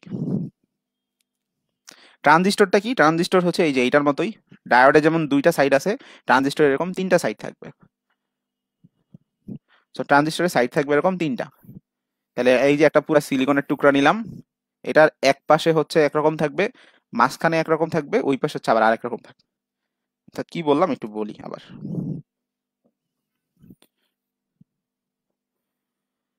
সো ধরো আমি ডোপিং করলাম এমন ভাবে, আচ্ছা এই ঘটনাটাকে বলে ডোপিং, হ্যাঁ। আমি যে এখানে বোরন ঢুকাইলাম, ফসফরাস ঢুকাইলাম, এই জিনিসটাকে বলা হয় ডোপিং করা। আচ্ছা, তো এই সিলিকনের টুকরার মধ্যে এক পাশে মনে করো আমরা এন টাইপ নিলাম, এই পাশে এন টাইপ নিলাম, মাঝখানে পি নিলাম, এরকম হইতে পারে। আবার দুই পাশে পি নিলাম, মাঝখানে এন নিলাম, এরকম হইতে পারে। সো 2 ধরনের ট্রানজিস্টর আছে, এটা হচ্ছে এনপিএন ট্রানজিস্টর, আর এটাকে বলে পিএনপি ট্রানজিস্টর। সো এন আর পি কি একটু আগে বুঝাইছি, ওই জিনিসটাই, অর্থাৎ এখানে ফসফরাস, এখানে ফসফরাস, আর মাঝখানে আমরা বোরন দিয়ে দিব। আর এইদিকে বোরন, এইদিকে বোরন, মাঝখানে যদি ফসফরাস দেই তাহলে এরকম হবে। তাহলে দেখো ডায়োডের ছিল 2টা টার্মিনাল, আর ট্রানজিস্টরের ক্ষেত্রে টার্মিনাল কয়টা? 3টা, এই যে দুই পাশ থেকে একটা আর মাঝখান থেকে একটা। সেই 3টা টার্মিনালের নাম আছে। মাঝখানের যে টার্মিনালটা এটাকে বলা হয় বেইস, বা বাংলায় পিট। ঠিক আছে, তারপরে এই দুই পাশের যেই সাইডটা একটু মোটামুটি কম থাকে, সাইজে ছোট হয়, সেটাকে বলা হয় নিঃসারক বা ইমিটার।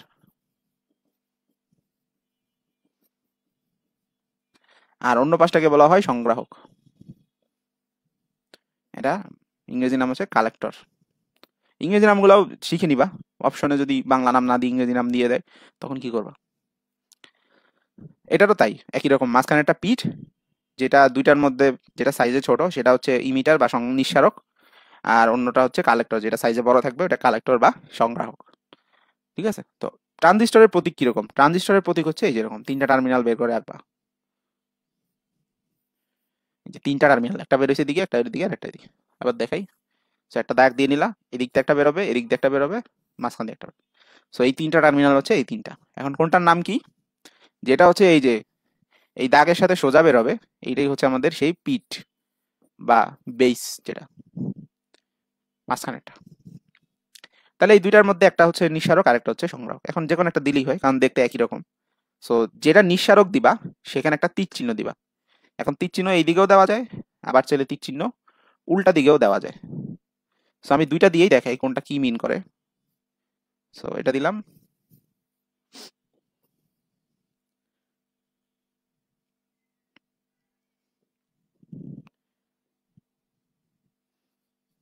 সো একটা তীর চিহ্ন ভিতরের দিকে দিলাম, আর একটা তীর চিহ্ন বাইরের দিকে দিলাম।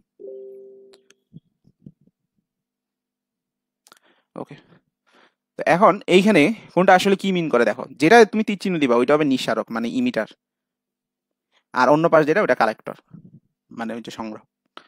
এখন তীর চিহ্ন ভিতরের দিকে দিলে কি বোঝায়, বাইরের দিকে দিলে কি বোঝায়? তীর চিহ্ন যদি ভিতরের দিকে হয় তাহলে সেটা বোঝায় এনপিএনটা, এটা বোঝায়, অর্থাৎ এই পাশটা এন, বেসটা হচ্ছে পি।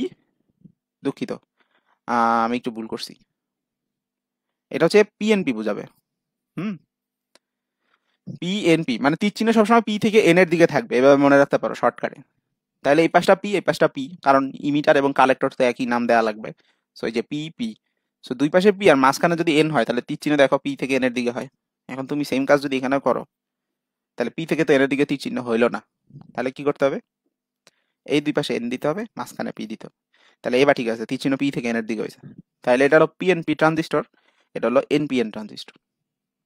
তাহলে এটা আমরা উপরে উঠাই দিই, এটাকে আমরা নিচে নামাই দিই।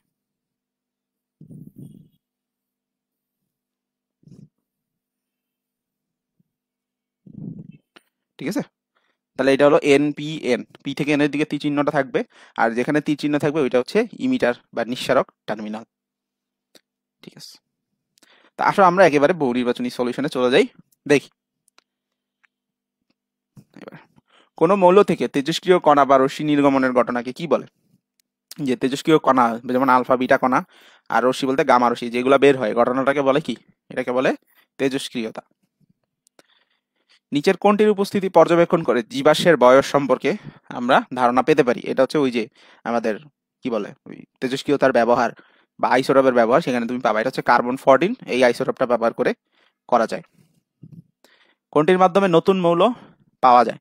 তেজস্ক্রিয় বিকিরণের কারণে নতুন মৌল পাওয়া যায়, যেমন আলফা কণা বের হইলে নিউক্লিয়াসটা হচ্ছে দুই ভাগ হয়ে গেল, বা বিটা কণা বের হইলে চেঞ্জ হয়ে গেল। অর্থাৎ তেজস্ক্রিয়তার মাধ্যমে আমরা আসলে দেখতে বলছিলাম যে ধরো 82-র উপরে যদি থাকে তাহলে সেই নিউক্লিয়াসগুলো আলাদা হয়ে ভিন্ন ভিন্ন মৌল তৈরি করে। তেজস্ক্রিয়তা কত প্রকার রশ্মি নির্গত হয়? তো আমরা আপাতত 3টা দেখছি বইয়ে, তো তোমরা 3টেই লাগাবা পরীক্ষা আসলে। ইউরেনিয়ামের একটি আইসোটোপ কোন রশ্মি বিকিরণ করে থোরিয়ামের একটি আইসোটোপে পরিণত হয়? তো এটা বইয়ে সরাসরি লাইন দেওয়া আছে, সো সেখান থেকে তোমরা জানতে পারবা যে এটা আসলে আলফা কণা হবে, কিন্তু ব্যাপারটা ঘটলো কিভাবে আমি দেখাই দিচ্ছি। সো ইউরেনিয়ামের পারমাণবিক সংখ্যা তোমার জানতে হবে, সেটা হচ্ছে 92। আর কিছু একটা বিকিরণের পরে এটা হচ্ছে থোরিয়াম হয়েছে। এখন থোরিয়ামের পারমাণবিক সংখ্যা কত? থোরিয়ামের পারমাণবিক সংখ্যা হচ্ছে 90। তাহলে দেখো 92 থেকে 90 হয়ে গেছে, অর্থাৎ 2টা প্রোটন কমে গেছে। এখন আমরা তো জানি বিটা কণা যদি বের হইতো তাহলে তো প্রোটন একটা বেড়ে যাইতো। দেখো আমি তোমাদের বিটা কণা পড়ানোর সময় দেখাইছিলাম, যদি বিটা কণা একটা নির্গত হয় তাহলে প্রোটন সংখ্যা যে 3 থেকে 4 হয়ে গেছে, বিটা কণা বের হলে প্রোটন সংখ্যা 1 বেড়ে যায়, কিন্তু ভর সংখ্যা আগের মতোই থাকে। আর আলফা কণার ক্ষেত্রে কি দেখাইছিলাম? আলফা কণা মানে এটা কি? 2টা প্রোটন আর 2টা নিউট্রন। তার মানে আলফা কণা যখন এখান থেকে বের হয়ে যাবে 2টা প্রোটন কমে যাবে, 2টা নিউট্রন কমে যাবে। সো 2টা প্রোটন আর 2টা নিউট্রন কমলে কি থাকে? তো খেয়াল করে দেখো 92 থেকে 90 হয়েছে, তাহলে এখানে 2টা প্রোটন কমে গেছে না? আচ্ছা, সো এখানে আলফা কণা যদি নির্গত হয়, আলফা কণা মানে কি? আলফা কণা মানে 2টা প্রোটন এবং 2টা নিউট্রন। তাহলে আলফা কণা নির্গত হওয়া মানে এটা মানে প্রোটন 2টা কমবে, নিউট্রন 2টা কমবে, আর যদি টোটাল ভর সংখ্যার কথা বলো তাহলে ভর সংখ্যা যোগ করলে কত? 4 কমবে। তার মানে যখন আলফা কণা নির্গত হয় তখন 2টা করে প্রোটন কমে, 2টা নিউট্রন কমে, বা ইন টোটালি বললে ভর সংখ্যার হিসাবে বা প্রোটন প্লাস নিউট্রন যোগফল হিসাবে বললে 4টা করে ভর সংখ্যা কমবে। তো দেখো এখানে ইউরেনিয়াম থেকে যখন থোরিয়াম হয়েছে তখন প্রোটন সংখ্যা 2 কমছে, তার মানে এখানে আমাদের কি হলো? আলফা কণা নির্গত হইলো। সেটার উত্তর আলফা। যাই হোক, এটা বইয়ের লাইনেও লেখা আছে। আলফা রশ্মির বেগ কত? এটা 3 × 10⁷। সাধারণত আলোর বেগের 10%, 20% এরকম হয়ে থাকে। তো আলোর বেগ তো 3 × 10⁸। এটার যদি 10% ধরি সো 1/10, সো কাটাকাটি করলে 3 × 10^, এটা একটা রাফলি। কিছু কিছু জায়গায় দেখবা 2 × 10^7ও আছে। তো এরকম এরকম আসলে সঠিক কোনো অ্যান্সার নাই, এরকম কাছাকাছি যেটা হয় এটা দিয়ে দিবা আর কি। আলফা রশ্মির আধান কত, এই যা খুব গুরুত্বপূর্ণ।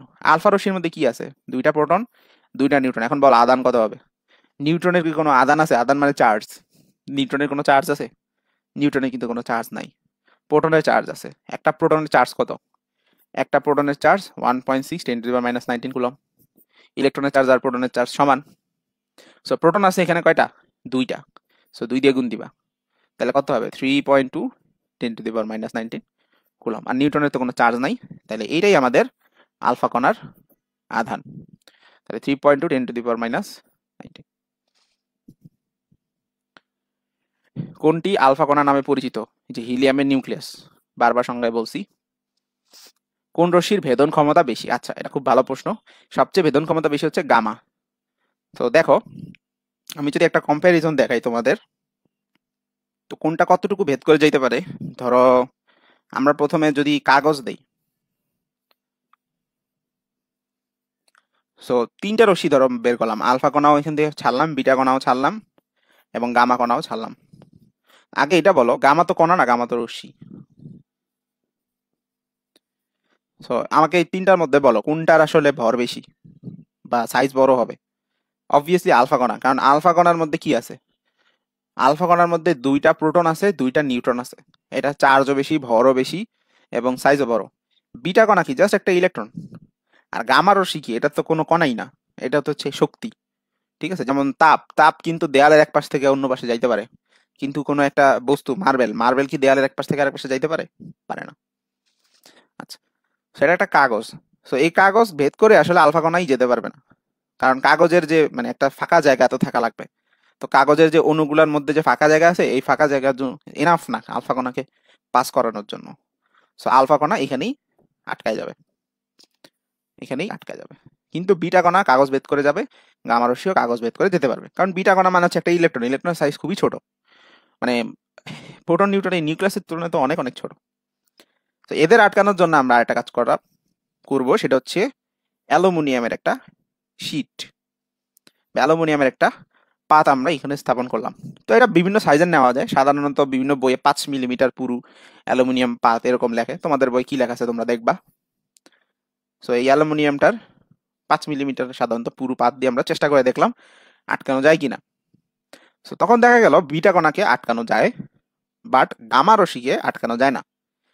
তো এখন আমাদের গামা রশ্মিকে আটকানোর তো ব্যবস্থা নিতে হবে। তো সায়েন্টিস্টরা তখন বিভিন্ন ভাবে দেখছে যে সীসার সীসার প্লেট দিয়ে গামা রশ্মিকে আটকানো সম্ভব, এবং গামা রশ্মিটা খুবই বেশি শক্তিশালী।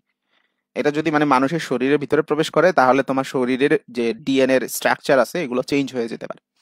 হ্যাঁ, দেখা গেল তোমার 2টা হাত আছে, তোমার জানি না হোয়াট এভার, এখানে ক্যান্সার সৃষ্টি হইতে পারে, বা ক্ষতিকর রশ্মি বলে না, যে সূর্য থেকে যে ক্ষতিকর রশ্মিগুলো আমাদের শরীরে আসে, তখন হচ্ছে শরীরে বিভিন্ন ক্যান্সার সৃষ্টি করে। এজন্য প্লেয়াররা দেখবা সানস্ক্রিন মেখে যায়, একেবারে মুখে তো সানস্ক্রিন মেখে ভূত বানে সাদা ভূত হয়ে যায়।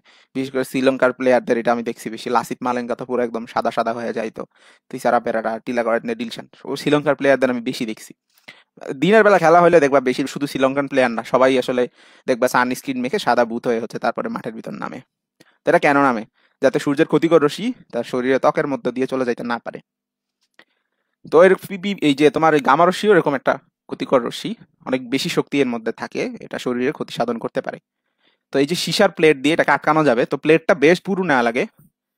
তো বিভিন্ন জায়গায় সাধারণত 10 সেন্টিমিটার পুরু লেখা। তো তুমি দেখো তোমার বই কি লেখা আছে। সো এই জন্য দেখবা যারা আর কি তোমরা দেখছো কিনা জানি না, বিভিন্ন জায়গায় দেখবা অনেকটা ডাক্তারদের মতো বেশ একটা লেডের স্যুট পরে, সীসার তৈরি স্যুট পরে হচ্ছে কাজ করে, যারা আর কি নিউক্লিয়ার নিয়ে গবেষণা করে। যেমন আহ, রূপপুরে পারমাণবিক বিদ্যুৎ কেন্দ্র আছে, তো দেখবা আর কি রূপপুরে পারমাণবিক বিদ্যুৎ কেন্দ্র এখনো চালু হয় নাই।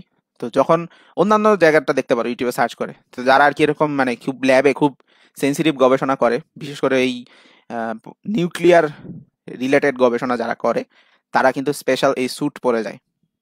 তো এই স্যুট না পরে গেলে তার ক্ষতিকর রেডিয়েশনে তার শরীরের অনেক রকম নানা জটিল জটিল রোগ হওয়ার সম্ভাবনা থাকে। সো যাই হোক, আমাদের যেটুকু জানা দরকার ছিল, কাগজ এর ভিতর দিয়ে বিটা কণা আর গামা কণা বাইরে হয়ে যেতে পারে, আলফা কণা আটকে যায়, তারপরে অ্যালুমিনিয়াম শিটের মাধ্যমে আমরা বিটা রশ্মিকেও আটকায় দিতে পারি। আর গামা রশ্মি আটকানোর জন্য আমাদের সীসার 10 সেন্টিমিটার পুরুত্ব বিশিষ্ট একটা শিট লাগবে। ঠিক আছে, তার মানে এখানে কোনটির ভেদন ক্ষমতা সবচেয়ে বেশি? গামার ক্ষমতা সবচেয়ে বেশি। এটা অনেকে মজা করেও বলে যে গামা মানে খুব শক্তিশালী একজন মানুষ বলতে গামা বোঝায়, তো মনে রাখতে পারো গামা রশ্মি অনেক বেশি শক্তিশালী। কোন বলের কারণে তেজস্ক্রিয় নিউক্লিয়াস থেকে বিটা রশ্মি বা ইলেকট্রন বের হয়?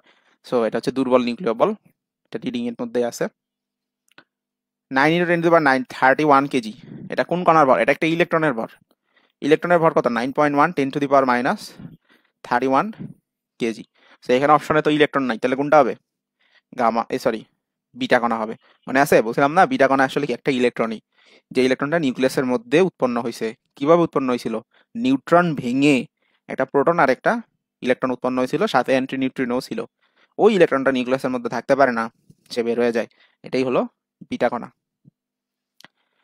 বিটা কণা সর্বোচ্চ কত মিলিমিটার অ্যালুমিনিয়াম পাত দ্বারা থামিয়ে দেওয়া যায়? এটা একটু আগে বলছিলাম, 5 মিলিমিটার। নিচের কোন রশ্মির দ্রুতি? এটা তো আলোর বেগ। সো আলোর বেগ হচ্ছে 3 × 10⁸ তাহলে দেখো এখানে আলো আছে কিনা। এখানে আসলে গামাও হয়, এক্স রেও হয়, এই দুইটাই আসলে হয়। তোমাদের বই আসলে এক্স রে নিয়ে তো কথা নাই, আলফা বিটা গামাই তিনটা কথাই আছে, তো তোমরা গামাই দিও। কই আসছে এটা? দিনাজপুর 17, কুমিল্লা 15। এরকম স্যাররা না বুঝে এরকম প্রশ্ন কেন করে? নিচের কোনটি চার্জহীন ভরহীন কণা? তার মানে কোনো চার্জও নাই, ভরও নাই। আলফা কণার কি আছে? দুইটা প্রোটন আছে, দুইটা নিউট্রন আছে। অবশ্যই প্রোটনের চার্জ আছে, ভরও আছে। নিউট্রনের চার্জ নাই কিন্তু ভর আছে, তো সব মিলে আলফা কণার কিন্তু ভরও আছে, চার্জও আছে। বিটা, বিটা কণা মানে কি? একটা ইলেকট্রন, ইলেকট্রনেরও কিন্তু ভরও আছে, চার্জও আছে, দুইটাই আছে। তাইলে কার নাই? গামার নাই। গামার কোনো ভরও নাই, চার্জ নাই, এটা হচ্ছে জাস্ট একটা শক্তি, এনার্জি। বিটা কণার ক্ষেত্রে কি হবে? বিটা কণার রশ্মি ঋণাত্মক আধানযুক্ত, হ্যাঁ এটা হলো ইলেকট্রন। ইলেকট্রন তো ঋণাত্মক আধানযুক্তই। এর ভর 9 × 10⁻³ কেজি। তার মানে হ্যাঁ ঠিক আছে, ইলেকট্রনের ভর তো এইটাই, তাহলে প্রথমটা ঠিক আছে। এর ভেদন ক্ষমতা আলফার চেয়ে বেশি এবং 0.01 মিটার পুরু অ্যালুমিনিয়াম পাত ভেদ করতে পারে। আলফার চেয়ে ভেদন ক্ষমতা বেশি ঠিক আছে, কিন্তু 0.01 মিটার পুরো অ্যালুমিনিয়াম পাত ভেদ করতে পারবে কিনা?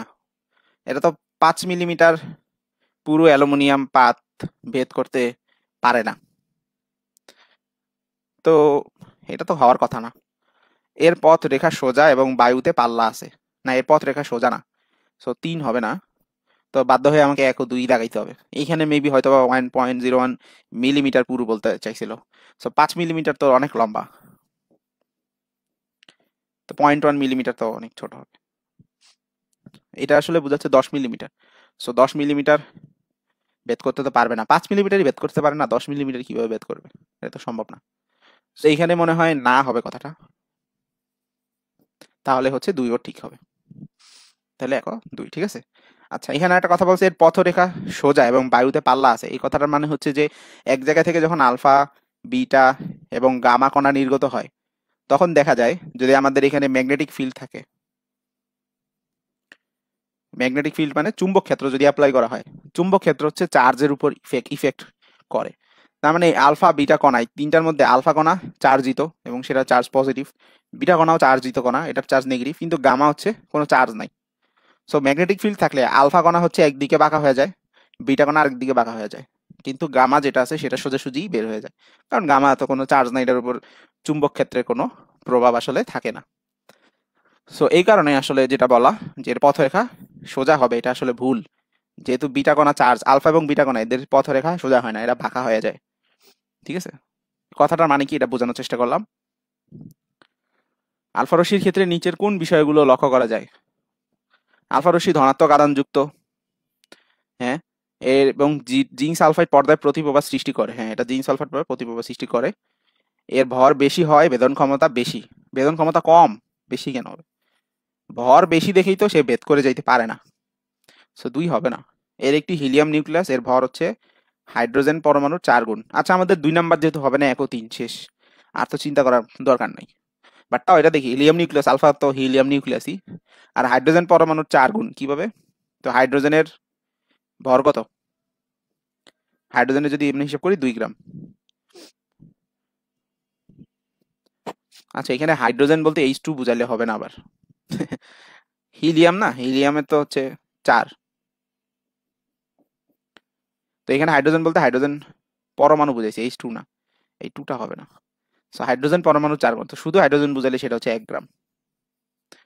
এরকম আর কি হলে ঠিক আছে। যাই হোক, 2 নাম্বার কখনোই হওয়া সম্ভব না, 3 নাম্বারে একটু মডিফিকেশন করলে হয়তো বা সম্ভব।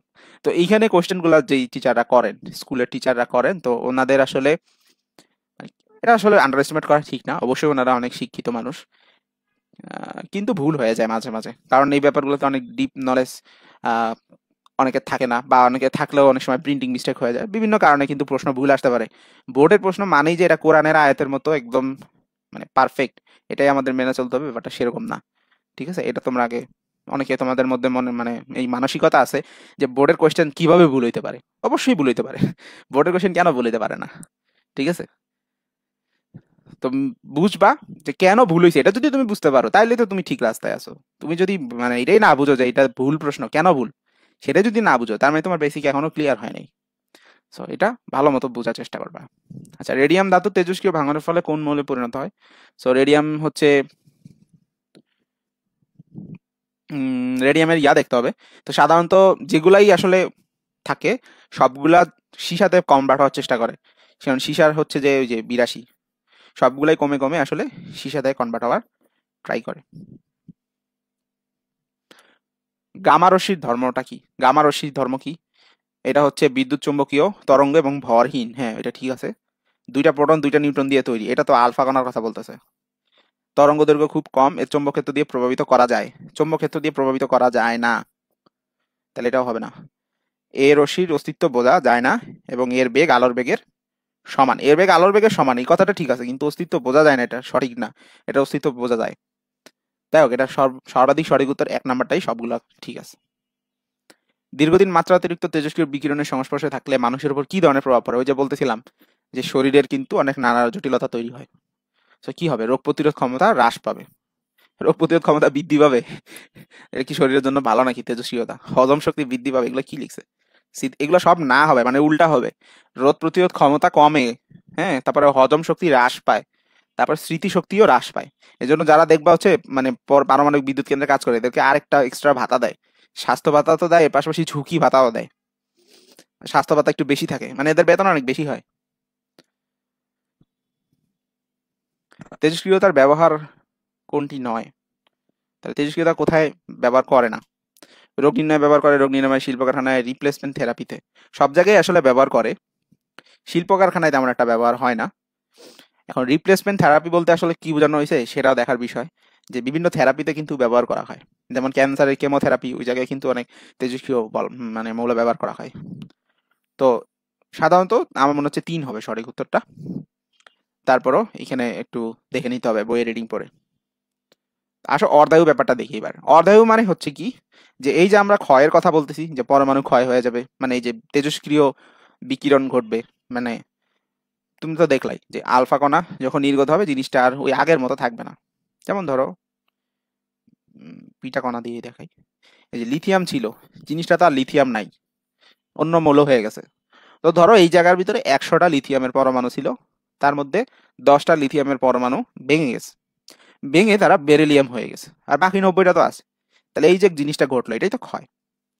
তো এই যে ক্ষয় হওয়া, অর্থাৎ পরমাণু ভেঙে অন্য কোনো কিছুতে কনভার্ট হয়ে যাচ্ছে, তো এই ব্যাপারটা একটা নির্দিষ্ট সময় পর পর অর্ধেক হয়। এই জিনিসটাকে এই জন্যই বলা হয় অর্ধায়ু। যেমন মনে করো আমি আজকে বাজার থেকে ধরো 100টা আলু কিনে আনলাম।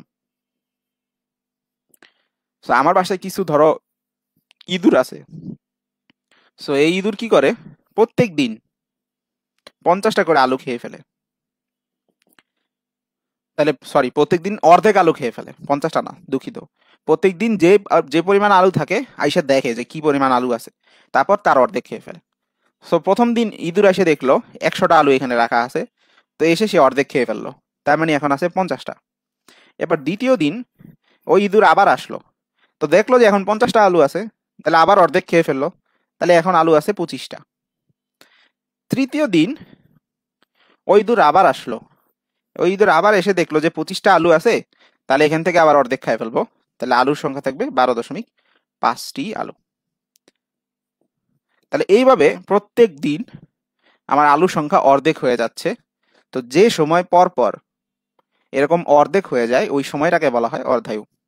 তো একদিন হচ্ছে এখানে আমাদের অর্ধায়ু, মানে আলুর আয়ু অর্ধেক হয়ে যাচ্ছে একদিন পর পর। তো প্রথম দিন পরে আলুর আয়ু অর্ধেক হয়ে গেল, দ্বিতীয় দিন পরেও আলু অর্ধেক হয়ে গেল, তৃতীয় দিন পরেও আলু অর্ধেক হয়ে গেল। তাহলে এভাবে একদিন পর পর আলু অর্ধেক হচ্ছে, এই একদিন হচ্ছে অর্ধায়ু। তো এই ঘটনাটা একদিন পর না করে 2 দিন পর পর করতে পারতো, তো তখন সেটাকে আমরা বলতাম অর্ধায়ু হচ্ছে 2 দিন। তো দেখো এখানে কি বলা, একটি তেজস্ক্রিয় অর্ধায়ু এক্স দিনে উক্ত মৌলের কতটি, এখানে একক দশক শতক হাজার অযুত লক্ষ, 1,00,000টি পরমাণু থেকে 12,500টি পরমাণুতে পরিণত হতে কতদিন লাগবে। তাহলে এবার দেখো, শুরু করছিলাম কত দিয়ে, শুরু করছিলাম হচ্ছে 1,00,000। তারপরে এই যে অর্ধায়ু হচ্ছে এক্স দিন, একদিন বলা নাই কিন্তু, একদিন হইলে একদিন পরে অর্ধেক হবে, 2 দিন অর্ধায়ু হলে 2 দিন পরে অর্ধেক হবে। অর্ধায়ু যদি 10 দিন হয় তার মানে 10 দিন পরে অর্ধেক হবে। সো এক্স দিন আমরা ধরলাম, তার মানে এক্স দিন পর, তাহলে এটা অর্ধেক হয়ে যাবে। 1,00,000 থেকে অর্ধেক হলে কি হয়, 50,000। তারপরে আরো এক্স দিন ওয়েট করলাম, আবার অর্ধেক হয়ে যাবে, সেটা হয়ে গেল 25,000। আবার এক্স দিন ওয়েট করলাম, আবার অর্ধেক হয়ে যাবে, 25,000 অর্ধেক হচ্ছে 12,500। তাহলে এই যে 12,500 পর্যন্ত আসতে কয়দিন সময় লাগছে, এক্স দিন এক্স দিন এক্স দিন, তার মানে মোট 3x দিন পরিমাণ সময় লাগছে। তো এক্স এর জায়গায় যদি মনে করো 10 দিন লেখা থাকতো, তাহলে 10 দিন হলে 10 10 10 অর্থাৎ 30 দিন পর জিনিসটা 1,00,000 থেকে 12,500-এ নেমে আসবে। তো এটা হচ্ছে ব্যাপার। কোন তেজস্ক্রিয় পদার্থের যে অর্ধায়ু হচ্ছে 5 বছর, পদার্থটি ক্ষয়প্রাপ্ত হয়ে 1/8 পরিণত হতে কত সময় লাগবে। 1/8 মানে কি, 8 ভাগের 1 ভাগ হয়ে যাবে। তার মানে ছিল 8 হয়েছে 1, তাই না? 1/8 মানে কি, 8 ভাগের 1 ভাগ। তা আমি যদি শুরুতে 8টা দিয়ে শুরু করি, তাহলে কখন হচ্ছে আমার 1 হয়ে যাবে। তো 8 দিয়ে শুরু করলে যদি 1 হয়, এটাকেই তো বলে 8 ভাগের 1 ভাগ হয়ে গেছে। তো দেখো 5 বছর অর্ধায়ু, তার মানে 5 বছর পর কি হবে, 8 থেকে জিনিসটা 4 হবে। আবার 5 বছর ওয়েট করলে 4 থেকে 2 হবে। আবার 5 বছর ওয়েট করলে এই 2 থেকে 1 হবে। তাহলে কয় বছর লাগলো টোটাল, 15 বছর পরে 8 থেকে 1 হয়ে গেল। তার মানে হলো 15 বছর। আচ্ছা, এখানে দেখো এ ও বি দুটি তেজস্ক্রিয় মৌল যাদের অর্ধায়ু 100 বছর ও 200 বছর। তো 400 বছর পরে কি ঘটবে এটা জিজ্ঞেস করছে। তো এ হচ্ছে অর্ধায়ু 100 বছর, আর বি এর অর্ধায়ু হচ্ছে 200 বছর। তো আগে এর হিসাব কিতাব ক্লোজ করি। তো শুরুতে এগুলো প্রশ্ন দেখো, অপশনগুলো সব পার্সেন্টে দেওয়া আছে। সো যেহেতু পার্সেন্টে দেওয়া আছে, তো আমি শুরু 100 দিয়ে করি। শুরুতে 100 ছিল, সো এর ক্ষেত্রে 100 বছর পর কি হবে, 100 বছর পর 100 থেকে এটা 50 হয়ে যাবে। আরো 100 বছর পর কি হবে, 50 থেকে 25 হবে। আরো 100 বছর পর কি হবে, 25 থেকে 12.5 হবে। আরো 100 বছর পরে 12.5 থেকে 12.5-র অর্ধেক করলে যেটা হয় 6.25 হবে। তুমি ক্যালকুলেটর দিয়ে ভাগ করে দেখতে পারো, সমস্যা। তার মানে এই যে 400 বছরে এর পরিমাণ 6.25-এ এসে দাঁড়ালো, 100 থেকে 6.25। সো এটাকে আমরা বলতে পারি 6.25%। সো এ হচ্ছে 6.25% হবে। তো এই একটাই আছে। তো বি এটা আসলে আর করার দরকার নেই, হয়ে গেছে। বাট তাও বি এটা আমি করে দেখাই। বি এর অর্ধায়ু হচ্ছে 200 বছর, তাই তো? সো বি এরটা তো 200 বছর। তো বি এরটা আমরা 100 দিয়ে শুরু করলাম, তাহলে 200 বছর ওয়েট করলে কি ঘটবে, 200 বছর ওয়েট করলে 500 হবে, সরি 100-র অর্ধেক মানে 50 হবে। আরো 200 বছর ওয়েট করলাম, হয়ে গেছে 400 বছর কিন্তু শেষ। আমাকে জিজ্ঞেস করছে যে 400 বছর পর কি ঘটবে। সো এই যে 400 বছর হয়ে গেল, তাহলে 50 থেকে এটা 25-এ নেমে আসবে। তাহলে এই যে বি এর জন্য 25% থাকবে। আসলে ইলেকট্রনিক্স থেকে আমরা কি কি দেখি, আইসি কত সালে আবিষ্কৃত হয়, এটা বই রিডিং পড়া ছাড়া কোনো অপশন নাই। আমি নিজেও ভুলে গেছি, 1900 সালের দিকেই হবে, 1960 61 দুইটা দিয়ে রাখছে। তো দেখো এটা বইয়ে যেটা পাবা সেটাই।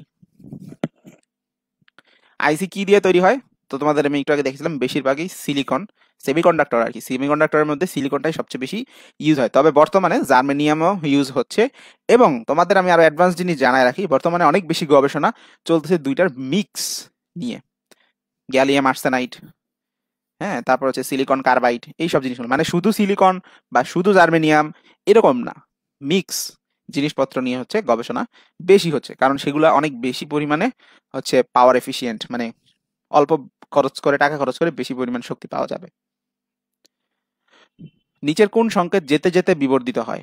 যেতে যেতে বিবর্ধিত হয়, এটা হচ্ছে ডিজিটাল সিগন্যাল। মানে যেতে যেতে বিবর্ধিত হয় বলতে কি, এখানে আম, যখন পাঠায়, তখন মনে করো যেখান থেকে পাঠাচ্ছে, এটা হলো সেন্ডার যে পাঠাচ্ছে, আর এটা হচ্ছে রিসিভার যে আর কি গ্রহণ করতেছে। তো তারের ভিতর দিয়ে যখন সিগন্যাল পাঠানো হয়, তখন তারের ভিতরে যে ইলেকট্রন টিলেকট্রন এসব কিছু আছে, এগুলার বাধার কারণে সিগন্যালটা আস্তে আস্তে ছোট হয়ে যায়। তো এই জন্য যেটা করা দরকার, অনেক বড় তার না নিয়ে অল্প একটু তার নিয়ে এক জায়গায় পাঠানো দরকার। এরপরে রিপিটার ব্যবহার করে এটাকে অ্যাম্পলিফাই করা হয়, মানে সিগন্যালটাকে আবার বড় করে দেওয়া হয়, এবার আবার তারে করে পাঠানো হয়, এরপরে আবার রিপিটার ব্যবহার করা হয়, আবার অ্যাম্পলিফাই করা হয়, কারণ এই যে তার দিয়ে যাইতে যেতে যতটুকু ক্ষয় হয়ে গেছিল ওটাকে আবার মানে বাড়ায় দেওয়া হয়। তো বেশ দূরে যদি থাকে তো এরকম অনেকগুলো রিপিটার ব্যবহার করা হয়, আর যদি মোটামুটি কাছে থাকে তাহলে একটাই ব্যবহার হয়ে হয়ে যায় সাধারণত। তো সিগন্যাল যেতে যেতে সাধারণত বিবর্ধন হয়, তোমার ডিজিটাল সিগন্যালও করা যায়, অ্যানালগ সিগন্যালও করা যায়, আসলে দুইটাতেই সম্ভব, বুঝছো? শুধু ডিজিটালে সম্ভব ব্যাপারটা এরকম না, দুই অ্যানালগ ডিজিটাল দুইটাতেই আসলে অ্যাম্পলিফাই চাইলে করা সম্ভব হয়। তো ঠিক আছে, তোমাদের বই যেটা দেওয়া তোমরা আপাতত সেটাই পড়ো। বললাম তো জিনিসগুলো তোমরা আরো মানে ভালো বুঝবা যত বড় হবা। ঠিক আছে, আমি যেই জিনিসগুলো আর কি এখন জানি, এখন সেগুলো যদি সব তোমাদের বলতে যাই তোমার মাথা উড়ে যাবে, মনে হবে যেন মাথা খুলে পাশে রেখে দিই। ঠিক আছে, তো এটা তো এখন দরকার নাই। আপাতত বইটা রিডিং দাও, এতটুকুই তোমাদের জন্য, এই লেভেলের জন্য যথেষ্ট। আরো বিস্তারিত কেউ জানতে চাইলে আমার কাছে রিচ করতে পারো, আমি তোমাদের অনেক রিসোর্স দিতে পারবো। যদি তোমাদের অনেকের আগ্রহ থাকে জানা যে ভাই এই জিনিসটা কেমন কাজ করে, আরো ডিটেলস আমি জানতে চাই, জানার জন্য পড়তে চাই, তাহলে হচ্ছে আমাকে সাথে যোগাযোগ করতে পারো, আমি তোমাদের হেল্প করবো ইনশাল্লাহ। বাট পরীক্ষার জন্য কি লাগবে, আপাতত সেতটুকুই থাকি। ডিজিট শব্দের অর্থ কি? ডিজিট শব্দের অর্থ হচ্ছে সংখ্যা, সেখান থেকে আর কি ডিজিটাল। ইলেকট্রনিক সার্কিট মানে এটা সংখ্যা, আচ্ছা ইলেকট্রনিক সার্কিট, আমি বলছি ইন্ডিকেটেড সার্কিট লেখা যায়। ইলেকট্রনিক সার্কিটে ট্রানজিস্টর কেন ব্যবহার করা হয়? ট্রানজিস্টর দেখাইছিলাম না, এই যে পিএনপি বা এনপিএন। তো এগুলো সাধারণত কি কাজে ব্যবহার করা হয়? সাধারণত এটা ব্যবহার করা হয় বিবর্ধক হিসাবে, তারপরে ব্যবহার করা হয় রেকটিফায়ার হিসাবেও কখনো কখনো ইউজ করে, বাট রেকটিফায়ার স্পেশালি ডায়োড ব্যবহার করা হয়।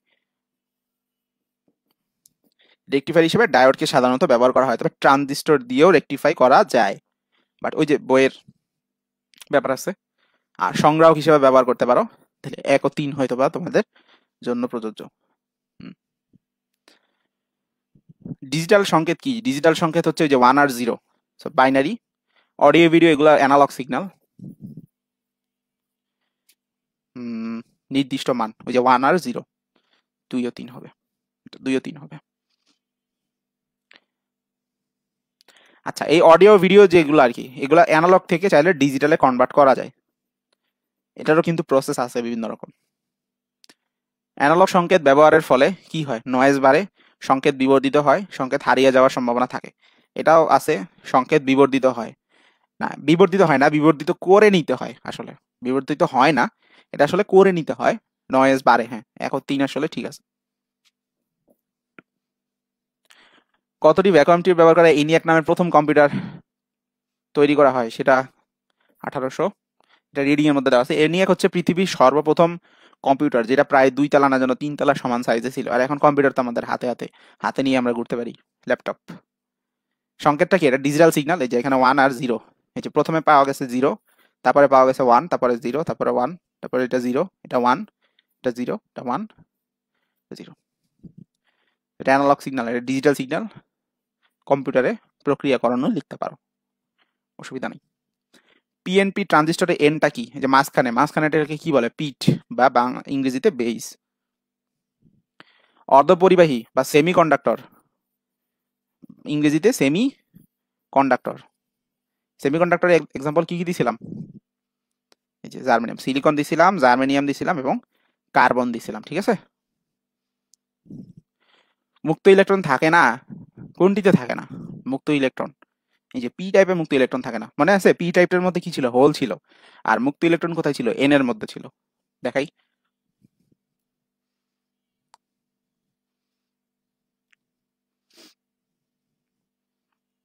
আমি তোমাদের আসলে অনেক বেশি সংক্ষিপ্ত করে পড়াইছি।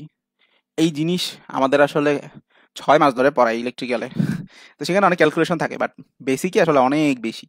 বাট পরীক্ষার জন্য যতটুকু দরকার ততটুকুই দেখা দিচ্ছে। এই যে এগুলো হচ্ছে হোল, পি টাইপে কিন্তু হোল ছিল, কোনো ইলেকট্রন ছিল না, মানে মুক্ত ইলেকট্রন ছিল না। ইলেকট্রন তো থাকবে, ওই যে বন্ধন করে ফেলছে, সমযোজী বন্ধনে আছে, বাট ওইগুলা না, ইলেকট্রন মুক্ত ইলেকট্রন থাকে কিনা, যে মুক্ত ইলেকট্রন থাকে কোথায়, যে এক্সট্রা ইলেকট্রন এরকম থাকে কোথায়, সেটা হচ্ছে এন এর মধ্যে থাকে, পি এর মধ্যে কোনো মুক্ত ইলেকট্রন থাকে না।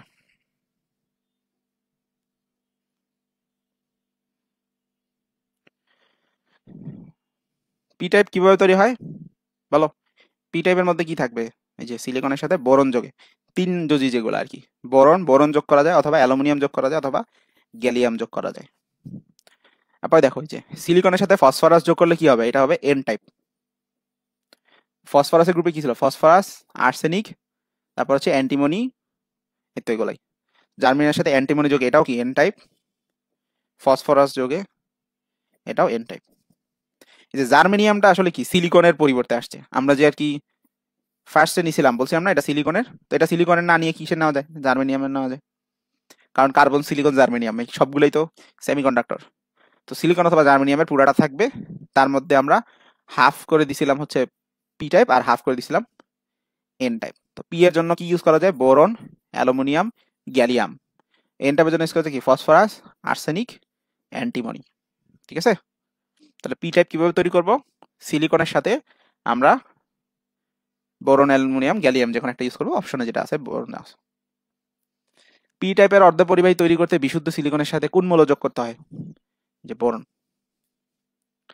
ক্ষুদ্র অর্ধপরিবাহী চিপে বিলিয়ন ট্রানজিস্টর ঢোকানোর প্রক্রিয়াকে কি বলে, এই যে ভিএসএলআই না, এটা বিএলএসআই মনে হয় খুব সম্ভবত।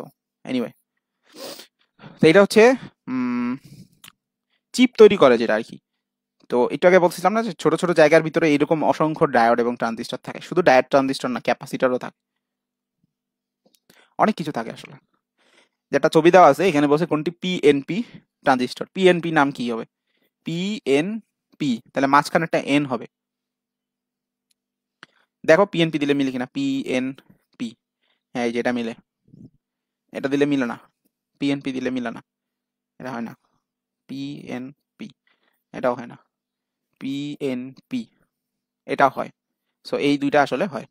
এখন সাধারণত ইমিটারকে নিচের দিকে দেখানো হয়, তবে ইমিটার তুমি চাইলে উপরের দিকেও দেখাইতে পারো, এটার কোনো আসলে ইয়া নাই যে উপরের দিকে ইমিটার তীর চিহ্ন দেওয়া যাবে না, এমনটা আসলে হয় না।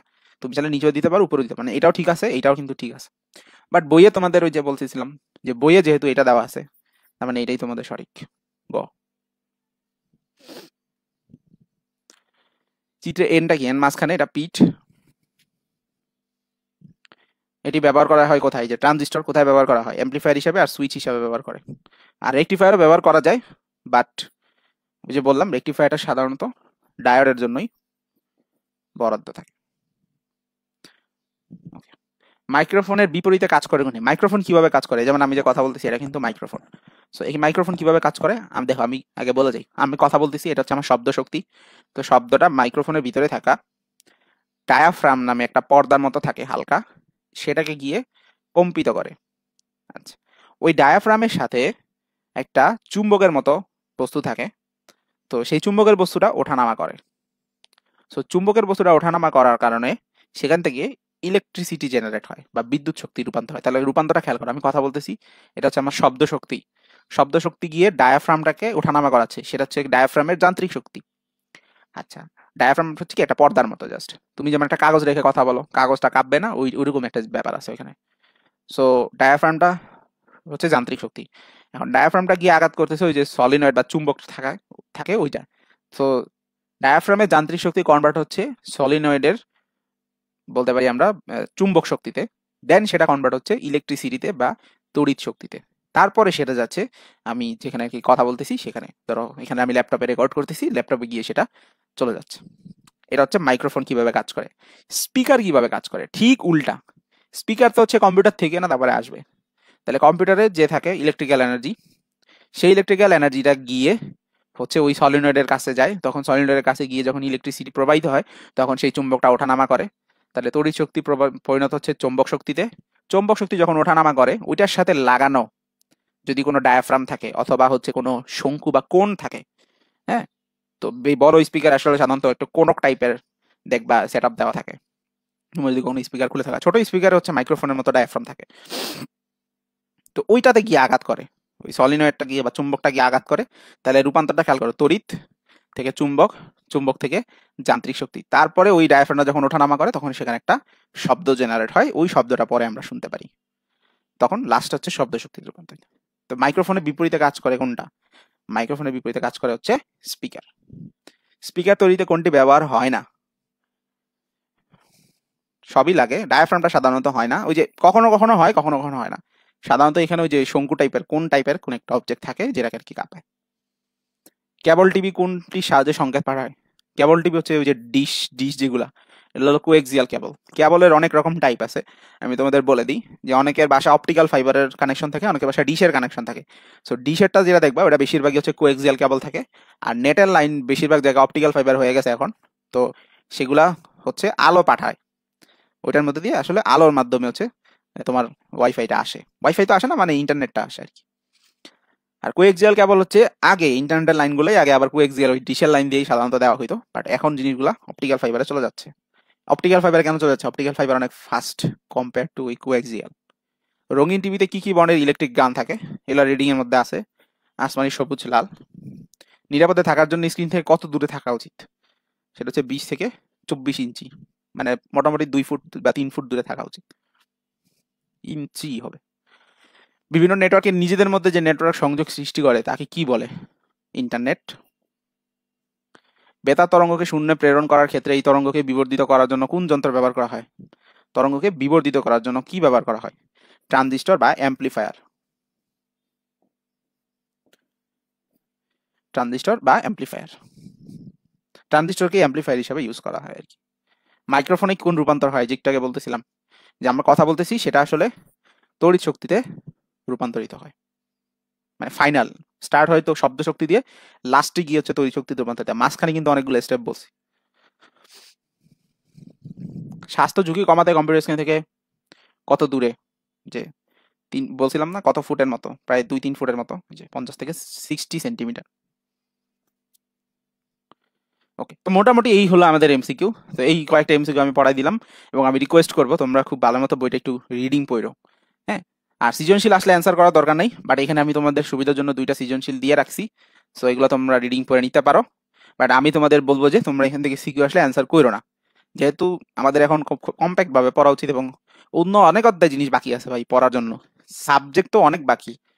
আর হলো এই ফিজিক্সেরই আসলে পড়ার বহুত কিছু আছে যেগুলো তোমরা ঠিক মতো বুঝো না। সো যে ক্লাসগুলো দিলাম এগুলো খুব ভালো মতো আগে শেষ করো। আচ্ছা, আলোর 2টা ক্লাস আমি নিছি, সো আলোর 2টা ক্লাসে খুব সুন্দর করে বোঝানোর চেষ্টা করছি এবং কিছু বাদ দেই নেই, বড় কথা হচ্ছে এটা। তো তোমরা যদি খুব সুন্দর করে জিনিসটা নোট করো এবং যে প্রশ্নগুলো করাইছি এগুলো যদি বুঝে বুঝে করো, ভাই আলো থেকে আসলে শিওর তুমি অ্যান্সার করতে পারবা। আর হলো গিয়ে এই অধ্যায় তোমার ধরারই দরকার নাই সিকিউ এর জন্য, এমসিকিউ এর জন্য জাস্ট একবার বইটা রিডিং পড়ে যাও, আর টেস্ট পেপার থেকে বিভিন্ন প্রবলেম সলভ করো। আমি তো বেশ কিছু প্রবলেম সলভ করাই দিলাম, তোমরা তোমাদের মতো করে করতে পারো। আর সিকিউ আসলে এখান থেকে দেওয়ার দরকার নাই, তবে জাস্ট একবার রিডিং পড়ে যাইতে পারো সেফটির জন্য, বাট আমি বলবো সেটাও টাইম ওয়েস্ট, এগুলো দরকার নেই তোমাদের পড়ার। বাট আমি তোমাদের জন্য দিয়ে রাখি, আবারও বলতেছি একাডেমিক ক্লাস হইলে সময় থাকলে তোমাদের আমি অবশ্যই পড়া দিতাম, কিন্তু তোমাদের হাতে এখন সময় নেই। আমার সময় আছে হয়তো বা তোমাদের পড়ানোর জন্য, কিন্তু তোমাদের হাতে কিন্তু খুব বেশি সময় নাই, তাই এটা এখন দেখার দরকার নাই। তারপর আমি যে স্যাম্পল হিসেবে দিয়ে রাখছি, যাদের ইচ্ছা দেখে নিতে পারবা তোমরা।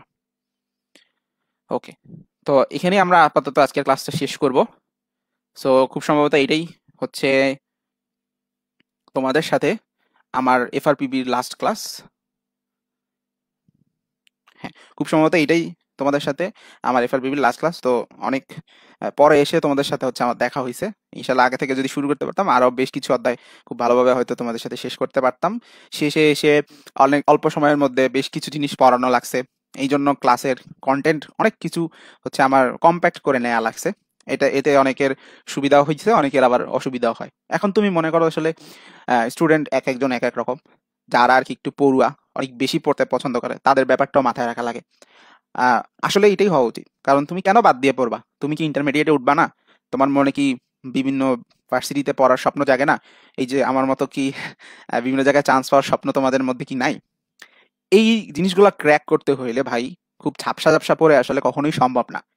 কিন্তু শেষ মুহূর্তে এসে আমরা আবার অত বিস্তারিত পড়ার সময়ও পাই না।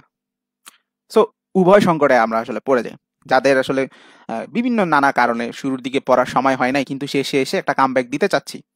আবার বিস্তারিত পড়তে চাচ্ছি কিন্তু সময়ও বেশি নাই, সব কিছু মাথায় রেখে আসলে ক্লাসটা ডিজাইন করা।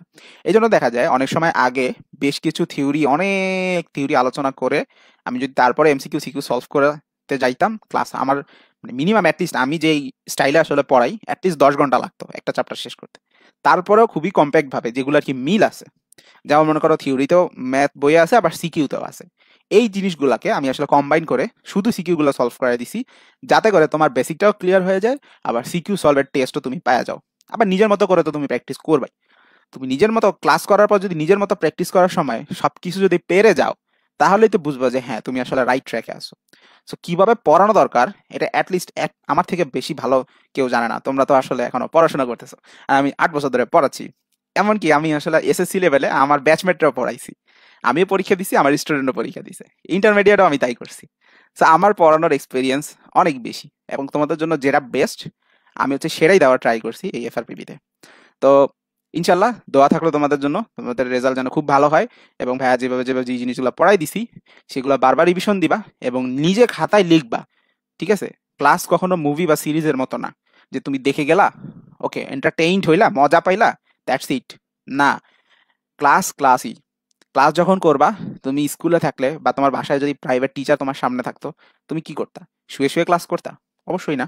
তুমি সুন্দর মতো চেয়ার টেবিলে বসে পরিপাটি হয়ে প্রস্তুতি নিয়ে ক্লাস যেমন করো, এই ক্লাসগুলো ঠিক সেভাবেই করবা। খাতায় লিখবা, সুন্দর করে নোট করবা। আমি সূত্রগুলো চেষ্টা করছি সবার আগে সবকিছু দিয়ে রাখতে, তো ওগুলোই তুমি দেখে দেখে লেখো। পরীক্ষার হলে যেন সূত্র ভুল না যায় সেই ব্যবস্থাও তো তোমাকে নিতে হবে। পরীক্ষার আগের দিন রিভাইজ দেওয়ার জন্য ওই নোটগুলোই অনেক অনেক বেশি হেল্প করবে, এটা মাথায় রেখো। সো যারা ক্লাসগুলো রেগুলার করছো তাদের তো আসলে প্রস্তুতি খুব ভালো হয়েছে আশা করি। যারা এখনো করো নাই তাদের হচ্ছে পরামর্শ থাকবে খুব দ্রুত শেষ করে ফেলো, এবং যে প্রসেসে বললাম এই প্রসেসে ক্লাসগুলো করো। ক্লাস করার সময় ছোট ছোট নোট নাও, সিকিউ এমসিকিউ সব তো লেখা লাগবে না, অ্যাটলিস্ট সূত্রগুলো লিখে রাখো, পরবর্তীতে রিভিশন দিতে তোমাদের অনেক হেল্প করবে। তো ভাইয়া নিজের দিক থেকে যতটুকু পরামর্শ দেওয়ার দিছি, আরো অনেক কথাবার্তা আসলে বলা যাবে ইনশাল্লাহ ভবিষ্যতে। ইন্টারমিডিয়েটে হয়তো তোমাদের সাথে আমার আবার দেখা হবে ইনশাল্লাহ। তো আমি ফিজিক্স, ম্যাথ এগুলার ক্লাস নেওয়ার চেষ্টা করবো তোমাদের। তো ততদিন পর্যন্ত দেখা হওয়ার আগে সবাই ভালো থাকো, সুস্থ থাকো। আসসালামু আলাইকুম।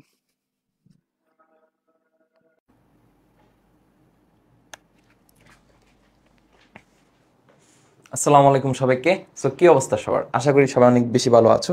সো আজকে হচ্ছে আমরা যে ফিজিক্সের চ্যাপ্টার 14 অর্থাৎ জীবন বাঁচাতে পদার্থবিজ্ঞান এই চ্যাপ্টারটা আমরা কমপ্লিট করব। এবং তোমরা জানো এই চ্যাপ্টারটা হচ্ছে এমসিকিউর জন্য বেশি বেশি ইম্পর্টেন্ট, এবং এই চ্যাপ্টার থেকে তেমন সিকিউ আসে না। তারপরও ভাইয়া এই চ্যাপ্টারটা এমসিকিউ স্ট্যান্ডার্ডে শেষ করবো, ঠিক আছে? যেহেতু আমার এই চ্যাপ্টার থেকে বেশি বেশি এমসিকিউ আসে, সো আমার মেইন ফোকাস থাকবে এমসিকিউ, এবং আমি একটা তোমাদের সিকিউ দেখাবো যে আসলে এই চ্যাপ্টার থেকে যদি সিকিউ আসে তাহলে কোন কোন জায়গা থেকে আসে এটা ভাইয়া দেখাবো। এবং এই চ্যাপ্টারটা যেহেতু সিকিউ আমি ফোকাস করবো বেশি, সেহেতু হচ্ছে বইয়ের কোন কোন জায়গা থেকে কি কি আসবে, এমসিকিউ কোন জায়গা থেকে আসবে, সিকিউ কোন জায়গা থেকে আসবে, বা হচ্ছে টোটাল বইটা তোমাদেরকে পিডিএফ এর মাধ্যমে দেখাবো। এবং এই চ্যাপ্টারটা যেহেতু এমসিকিউর জন্য বেশি ইম্পর্টেন্ট, সো এটা হচ্ছে আমাদের যে MCQ thunder series, so MCQ thunder সিরিজে এই ক্লাসটা কি উপযোগী, ঠিক আছে? এই ক্লাসটা হচ্ছে এমসিকিউ থান্ডার সিরিজের জন্য উপযোগী। সো এখানের মধ্যে আমরা যদি দেখি যে দেখেন এখানের মধ্যে প্রথম যে স্লাইডটা, এখানে যে অধ্যায় চ্যাপ্টার নাম কি, জীবন বাঁচাতে পদার্থবিজ্ঞান। ওকে, সো আমরা কোন জায়গা থেকে পড়াশোনা স্টার্ট করবো এখানে যদি একটু বলি যে পদার্থবিজ্ঞানের ভিত্তি যেটা, এখানে জাস্ট এগুলো জাস্ট একটু রিডিং পড়বেন। সো আমার যে জায়গাটা দরকার এটা হচ্ছে দেখেন, আচ্ছা এটা একটু জুম করতে হবে, ওকে ওকে। দেখেন এখানে কার ছবি দেওয়া আছে, স্যার জগদীশ চন্দ্র বসু, ঠিক আছে? আচার্য আচার্য স্যার জগদীশ চন্দ্র বসু। সো এখানের মধ্যে আপনি এই লাইনগুলো পড়বেন। বৈদ্যুতিক তার ছাড়া কিভাবে দূরে রেডিও সংকেত পাঠানো যায় এই বিষয়ে তিনি গবেষণা করেন। কে? আচার্য স্যার জগদীশ চন্দ্র বসু। 1895 সালে তিনি প্রথমবার বেতারের দূরবর্তী স্থানে রেডিও সংকেত পাঠিয়ে দেন। আচ্ছা, সো এখানের মধ্যে যে এমসিকিউটা আসে এটা খুব ইম্পর্টেন্ট। তিনি প্রথম বৈদ্যুতিক চুম্বকীয় তরঙ্গ দৈর্ঘ্যকে মিলিমিটার পর্যায়ে প্রায় 5 মিলিমিটারে নামিয়ে আনতে সক্ষম হন, ঠিক আছে? সো এই এমসিকিউটা খুবই ইম্পর্টেন্ট, এখান থেকে এমসিকিউ দিয়ে দিই। ওকে, সো এই হচ্ছে কথা, এখান থেকে এই অংশাদি পড়বেন, এখান থেকে এই অংশাদি পড়বেন, ঠিক আছে? ওকে। আচ্ছা, সো তারপর এখানে একটা যে তার উল্লেখযোগ্য একটা ইয়ে আছে দেখা যাচ্ছে আপনাকে, এই যে তার এই লাস্টের লাইন, 1917 সালে উদ্ভিদ শরীর তত্ত্ব নিয়ে গবেষণা করার জন্য তিনি কলকাতায় বসু বিজ্ঞান মন্দির প্রতিষ্ঠা করেন। জগদীশচন্দ্র বসু বাংলায় লেখা রচনাবলী অভেদ্য নামক গ্রন্থে সংকলিত করেছেন। তার উল্লেখযোগ্য একটি গ্রন্থ হচ্ছে response in the living and non living. ঠিক আছে, এই যে এগুলো হচ্ছে এমসিকিউর মধ্যে আসবে, কিংবা এটা হচ্ছে সিকিউর কোর মধ্যে আসতে পারে। সিকিউর কোর মধ্যে দেখবে যে আচার্য স্যার জগদীশচন্দ্র বসুর উল্লেখযোগ্য একটি গ্রন্থ কি, আপনি কি লিখবেন যে response in the living and non living. ঠিক আছে, সো বায়া দেখাই দিলাম যে এই পেজ থেকে কোন জায়গায় কি কি আসতে পারে। সো এগুলো হচ্ছে আপনারা খাতায় উঠায় নেবেন। ঠিক আছে, আমি তো নেক্সট স্লাইডে যাবো। সো এগুলো হচ্ছে আপনি খাতায় উঠায় ফেলবেন, সাথে হচ্ছে সরি বইয়ের মধ্যে উঠায় ফেলবেন, অথবা একটা খাতা নিবেন, খাতার মধ্যে লিখে ফেলবেন, অথবা বই সাথে এনে বইয়ের মধ্যে দাগিয়ে ফেলেন। ঠিক আছে, বইয়ের মধ্যে দাগিয়ে ফেলেন। এখন দেখেন এই স্লাইড থেকে কি কি আমরা পড়বো। এই স্লাইড থেকে জাস্ট আপনি একটা রিডিং দিবেন, জাস্ট একটা রিডিং, মানব দেহ এবং যন্ত্র, এখান থেকে জাস্ট একটা রিডিং দিবেন। এখন হচ্ছে রোগ নির্ণয় ব্যবহৃত যন্ত্রপাতি, এখানে কি কি আছে দেখেন। এখানের মধ্যে আমরা যদি দেখি এক্স রে, খুবই খুবই ইম্পর্টেন্ট। ঠিক আছে, সো এক্স রে, এখান থেকে হচ্ছে আপনি সিকিউ পাবেন। এখান থেকে আপনি কি পাবেন ভাই, সিকিউ পাবেন। এই যে সো এক্স রে, সো কিভাবে এক্স রে তৈরি হয় দেখেন। এখানে হচ্ছে একটি এই যে এগুলো হচ্ছে সিকিউর জন্য ইম্পর্টেন্ট। এক্স রে থেকে যখন কোয়েশন আসবে যে কিভাবে এক্স রে তৈরি করা হয়, ঠিক আছে, আমি যখন সিকিউ পড়াবো তখন হচ্ছে এই যে এই অংশগুলো আপনি লিখে দিবেন। একটি কাচের এটা কি গোলকের দুই পাশে দুইটি ইলেকট্রোড থাকে, একটি ক্যাথোড অন্যটি অ্যানোড। টাংস্টেনের তৈরি ক্যাথোডের ভিতর দিয়ে বিদ্যুৎ প্রবাহ করে সেটি উত্তপ্ত করা হয়। তাপের কারণে ফিলামেন্ট থেকে ইলেকট্রন মুক্ত হয় এবং অ্যানোডের ধনাত্মক ভোল্টেজের কারণে অ্যানোডের ধনাত্মক ভোল্টেজের কারণে সেটি তার দিকে ছুটে যায় ক্যাথোড, এবং অ্যানোডের ভিতর ভোল্টেজ যত বেশি হবে ইলেকট্রন তত বেশি গতিশক্তিতে ছুটে যাবে। এক্স রে টিউবে এই ভোল্টেজ 100,000 ভোল্টের কাছাকাছি হতে পারে। ক্যাথোড থেকে যে প্রচন্ড শক্তিতে ছুটে আসা ইলেকট্রনগুলো অ্যানোডকে আঘাত করে। এই শক্তিশালী ইলেকট্রন আঘাতে অ্যানোডের পরমাণু ভিতরের দিকে কক্ষপথে থাকে ইলেকট্রন কক্ষপথচ্যুত হয়, তখন বাইরের দিকে কক্ষপথের কোনো একটি ইলেকট্রন সেই জায়গাটা পূরণ করে। এর কারণ যে শক্তিটুকু উদ্দীপ্ত হয় সেটি শক্তিশালী এক্স রে হিসেবে ব্যবহার করা আসে। ঠিক আছে, সো এখান থেকে আপনি কতটুকু লিখবেন, এতটুক সিকিউর জন্য। ঠিক আছে, সো এইগুলা লিখে রাখেন। এবং হচ্ছে এক্স রে যে কাজগুলা, সো এক্স রে যে ব্যবহারগুলা, এগুলো কি কি, স্থানচ্যুত হাড়, হাড়ে ফাটল, ভেঙে যাওয়া হাড় ইত্যাদি খুব সহজে শনাক্ত করা যায়। দাঁতের বিটি এবং অন্যান্য ক্ষয় বের করার জন্য এক্স রে ব্যবহার করা হয়।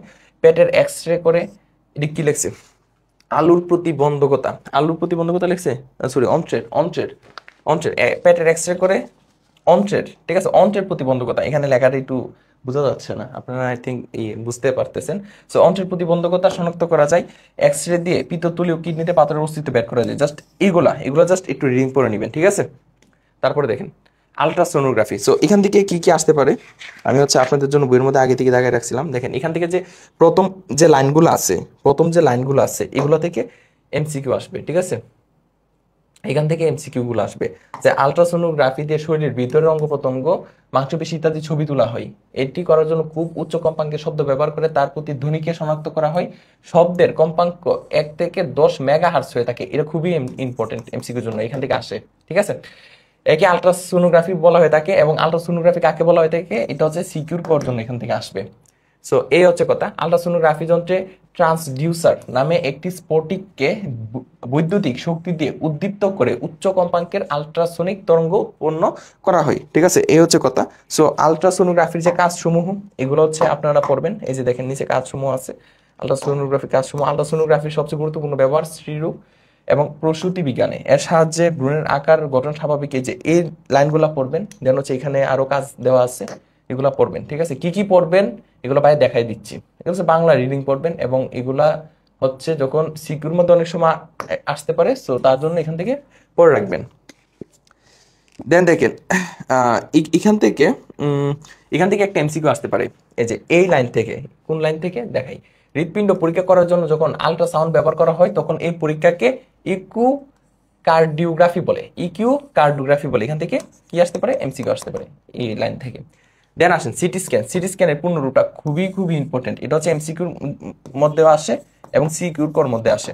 ঠিক আছে, এমসিকিউর মধ্যে দিয়ে দেয় যে সিটি স্ক্যানের পূর্ণরূপ কি। সো কম্পিউটেড টোমোগ্রাফি স্ক্যান, সংক্ষিপ্ত রূপ। টোমোগ্রাফি বলতে বোঝানো হয় ত্রিমাত্রিক বস্তুর একটি ফালির বা ত্রিমাত্রিক অংশের প্রতিবিম্ব তৈরি করা। ঠিক আছে, সো এখান থেকে এগুলা পড়বেন। এখন দেখেন সিটি স্ক্যানের কাজগুলা, যে সিটি স্ক্যানের সাহায্যে কি কি করা হয় এই কাজগুলা করবেন, এই কাজগুলা করবেন।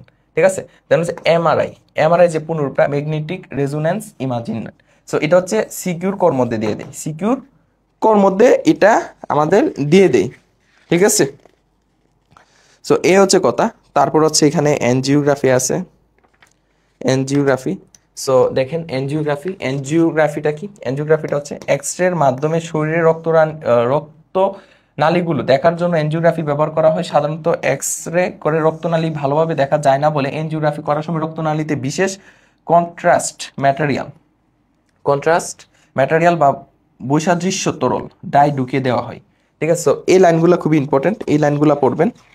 এবং এখানের যে ইয়েটা, এই সরু এবং নমনীয় নলটিকে কি বলে? কেথিটার বলে। এই লাইনগুলো ইম্পর্টেন্ট, এগুলো জাস্ট রিডিং পড়বেন।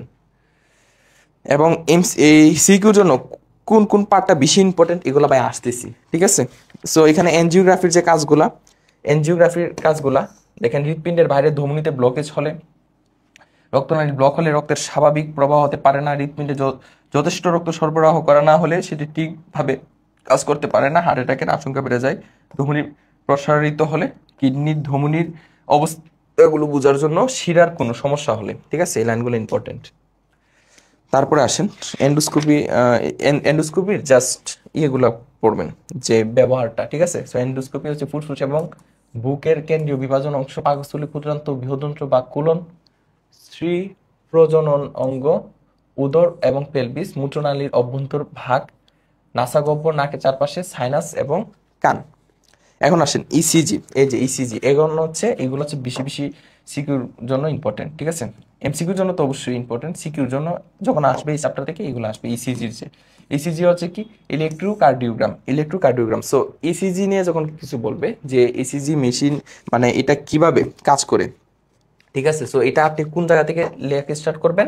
এটা হচ্ছে সিকিউর মধ্যে আসবে ইসিজি। আবার বলে দিচ্ছি, এই যে দেখেন, এটা হচ্ছে আপনি এখান থেকে স্টার্ট করবেন, যে ইসিজি করতে হলে বৈদ্যুতিক সংকেতগুলো গ্রহণ করার জন্য শরীরের ইলেকট্রোড লাগাতে হয় দুই হাতে দুইটি, দুই পায়ে দুটি এবং 6টি হৃৎপিণ্ডের অবস্থান সংলগ্ন বুকের উপর। তাহলে দেখেন, দুই হাতে দুইটি, দুই পায়ে দুইটি এবং 6টি হৃৎপিণ্ডের অবস্থানগুলো, তাহলে টোটাল কয়টা লাগে? 10টা। এটা হচ্ছে এমসিকিউর জন্য আসবে, এটা হচ্ছে এমসিকিউর জন্য আসবে, টোটাল হচ্ছে 10টা। সো প্রত্যেকটি ইলেকট্রোড থেকে বৈদ্যুতিক সংকেত গ্রহণ করা হয়। এই সংকেতগুলো যখন ছাপানো হয় তখন সেটিকে বলে ইলেকট্রোকার্ডিওগ্রাম। ইসিজি নিয়ে যখন কথা বলবো তখন এখান থেকে স্টার্ট করে আপনি এতটুকু লিখে দিবেন এবং সাথে চিত্রটা আঁকার ট্রাই করবেন, ড্র করবেন যদি সিকিউর মধ্যে আসে। ঠিক আছে, আপনার এমনি এরকমভাবে লিখে দিবেন আর কি। একজন সুস্থ মানুষের প্রত্যেকটি ইলেকট্রোড থেকে পাওয়া কি বিদ্যুৎ সংকেতের একটি স্বাভাবিক নকশা থাকে। যদি কোনো মানুষের হৃৎপিণ্ডে অস্বাভাবিক অবস্থা তৈরি হয় তখন তার ইলেকট্রোড থেকে পাওয়া সংকেতগুলো স্বাভাবিক নকশা থেকে কি হবে? ভিন্ন হবে। সো ইসিজি কেন করা হয়? হৃৎপিণ্ডে যেসব অস্বাভাবিক স্পন্দন, অর্থাৎ স্পন্দনের হার বেশি বা কম হলে, হার্ট অ্যাটাক হয়ে থাকলে, হৃৎপিণ্ডের আকার বড় হয়ে থাকলে। ঠিক আছে, সো এগুলো হচ্ছে ইম্পর্টেন্ট। তারপর আসেন ইটিটি, মানে এই দুইটা টপিক খুবই খুবই ইম্পর্টেন্ট। তারপর হচ্ছে ইটিটি। ঠিক আছে, দেখেন ইটিটি, এক্সারসাইজ টলারেন্স টেস্ট। ঠিক আছে, এর পুনর। সো ব্যায়াম বা অনুশীলন করার সময় ইসিজি করাকে, সো এটার পার্থক্য কি? ব্যায়াম বা অনুশীলন করার সময় ইসিজি করার পার্থক্য, ইসিজি করাকে। সো এই লাইনটা পড়বেন। দেন হচ্ছে ব্যায়াম বা অনুশীলন করার সময় ইসিজি করাকে ইটিটি বলা হয়ে থাকে। সো ডাক্তাররা অনেক সময় ইসিজি করার পরেও ইটিটি করার জন্য বলে। ঠিক আছে, ইসিজি করার পরেও ইটিটি করার জন্য বলে। সো এগুলো হচ্ছে সিকিউর মধ্যে আসবে। হ্যাঁ, সিকিউর মধ্যে আসবে। সো এখন হচ্ছে স্বাভাবিক কেন? কারণ স্বাভাবিক অবস্থায়, কারণ দেখেন, কারণ হচ্ছে স্বাভাবিক অবস্থায় হৃৎপিণ্ড থেকে যে বৈদ্যুতিক সংকেত আসে সেখানে অনেক সময় হৃৎপিণ্ডের প্রকৃত অবস্থাটি বোঝা যায় না। রোগীকে বাড়তি শারীরিক পরিশ্রম বা ব্যায়াম করানো হলে হৃৎপিণ্ডের উপর বাড়তি চাপ, হৃৎপিণ্ডের উপর কি পড়ে? বাড়তি চাপ পড়ে তখন হৃৎপিণ্ডের বৈদ্যুতিক সক্রিয়তা এবং স্পন্দনের হার এবং ছন্দময়তা দেখে হৃৎপিণ্ডের করোনারি ধমনীতে আংশিক অবরুদ্ধ অবস্থা থাকলে সেটি অনেক সময় ইটিটি করে শনাক্ত করা যায়। ঠিক আছে, সো এ হচ্ছে কথা। সো এই ইটিটি করার সময় রোগীকে বাড়তি শারীরিক পরিশ্রম করানোর জন্য স্থির সাইকেল চালাতে হয়। এই যে এই লাইনগুলো জাস্ট পড়ে নেবেন। তারপর আসেন রিডোথেরাপি, মানে সিকিউর জন্য খুবই খুবই ইম্পর্টেন্ট যে রিডোথেরাপি। সো রিডোথেরাপি শব্দটি ইংরেজি রিডিয়েশন থেরাপি শব্দটি সংক্ষিপ্ত রূপ। রেডিওথেরাপি হচ্ছে কোন রোগের চিকিৎসা তেজস্ক্রিয় বিকিরণের ব্যবহার। এটি মূলত ক্যান্সার রোগের চিকিৎসা ব্যবহার করা হয়, ঠিক আছে। সো ক্যান্সার রোগের চিকিৎসার মধ্যে আমরা রেডিওথেরাপি ইউজ করি এবং এখানের মধ্যে আমাদের এক্স-রে প্রয়োজন পড়ে, ঠিক আছে। এগুলো তো সিকিউর জন্য খুবই ইম্পর্টেন্ট, আমি আবারও বলতেছি এগুলো, ঠিক আছে। যা যা বলতে সিকিউর জন্য ইম্পর্টেন্ট এর ভিতর থেকে সিকিউ দিয়ে দিবে, এবং যে লাইনগুলো আছে এমসিকিউ বলছি, মানে এই লাইনগুলো থেকে ম্যাক্সিমাম এমসিকিউ গুলা দিয়ে দেয়। সো রেডিওথেরাপিতে সাধারণত উচ্চ ক্ষমতার এক্স রে ব্যবহার করে ক্যান্সার কোষকে ধ্বংস করা হয়। এই এক্স রে ক্যান্সার আপনি হচ্ছে সিকিউর জন্য আপনি হচ্ছে এই যে এখান থেকে স্টার্ট করবেন। রেডিওথেরাপি হচ্ছে কোন রোগের চিকিৎসা তেজস্ক্রিয় বিকিরণের ব্যবহার, ঠিক আছে। সো এই এক্স রে ক্যান্সার কোষের ভেতরকার ডিএনএ ধ্বংস করে কোষের সংখ্যা বৃদ্ধি করার ক্ষমতা নষ্ট করে দেয়। একটি, তারপর কি লেখছে যে একটি, দেখেন, একটি একটি টিউমারকে সার্জারি করার আগে ছোট করে নেওয়ার জন্য কিংবা সার্জারির পর টিউমারের অবশিষ্ট অংশ ধ্বংস করার জন্য রেডিওথেরাপি করা হয়। বাইরে থেকে রেডিওথেরাপি দিয়ে চিকিৎসা করার জন্য সাধারণত একটি লিনিয়ার অ্যাক্সেলেটর ব্যবহার করে উচ্চ ক্ষমতার এক্স রে তৈরি করা হয় শরীরে যেখানে টিউমারটি থাকে সেদিকে তাক করে। তারপরে কি হয় এখানে, তেজস্ক্রিয়, দেখেন, তেজস্ক্রিয় বিমটি পাঠানো হয়। বিমটি তখন শুধু ক্যান্সার কোষকে ধ্বংস করে দেয় না, তার বিভাজন ক্ষমতা নষ্ট করে দেয়। বিমটি শুধু ক্যান্সার আক্রান্ত জায়গায় পাঠানো সম্ভব হয় না, কারণ বলে আশেপাশে কিছু সুস্থ কোষও ধ্বংস হয়, কিন্তু এই রেডিওথেরাপি বন্ধ হওয়ার পর সুস্থ কোষগুলো আবার সক্রিয় হয়ে উঠতে শুরু করে। সো এতটুকু সিকিউর জন্য দিয়ে দিবেন, এগুলো সিকিউর জন্য আসবে। এই চাপটা থেকে যখন আসে তখন জাস্ট এখান থেকে আসে। সো এই গেল মোটামুটি। সো আইসোটোপ এবং এর ব্যবহার এগুলো জাস্ট লিঙ্ক করে নেবেন। এখন হচ্ছে বায়া এমসিকিউ গুলা দেখাই, ঠিক আছে। আর সিকিউ গুলা যা যা বলছি এর ভিতর থেকে দিয়ে দিই প্রায় সময়। এবং সিকিউর জন্য আরো কিছু ইম্পর্টেন্ট জিনিস বলি। অনেক সময় আপনাকে বলবে যে ইসিজি, ইটিটি, ঠিক আছে, এগুলোর পার্থক্য কি, কয়েকটা টার্মের এগুলো পার্থক্য দিয়ে দিবে যে পার্থক্য বের করো, ঠিক আছে। সো এগুলা যদি কয়েকবার পড়েন তাহলে আই থিঙ্ক এগুলা ভুল করবেন না, পার্থক্যগুলোও শিখে নেবেন, ঠিক আছে। এখন আসেন বহু নির্বাচনী। সো দেখেন, নিচের কোনটি একটি বিশেষ ছাঁকন যন্ত্র। তো আমরা জানি বৃক্ক, বৃক্ক হচ্ছে বিশেষ ছাঁকন যন্ত্র। কোনটা? বৃক্ক। আচ্ছা, আইএসওটা একটু বাড়াই দেয়, এখন এখন সমস্যা নেই নাকি এতটুকুই থাকবে, একটু বাড়াই দিই। হ্যাঁ,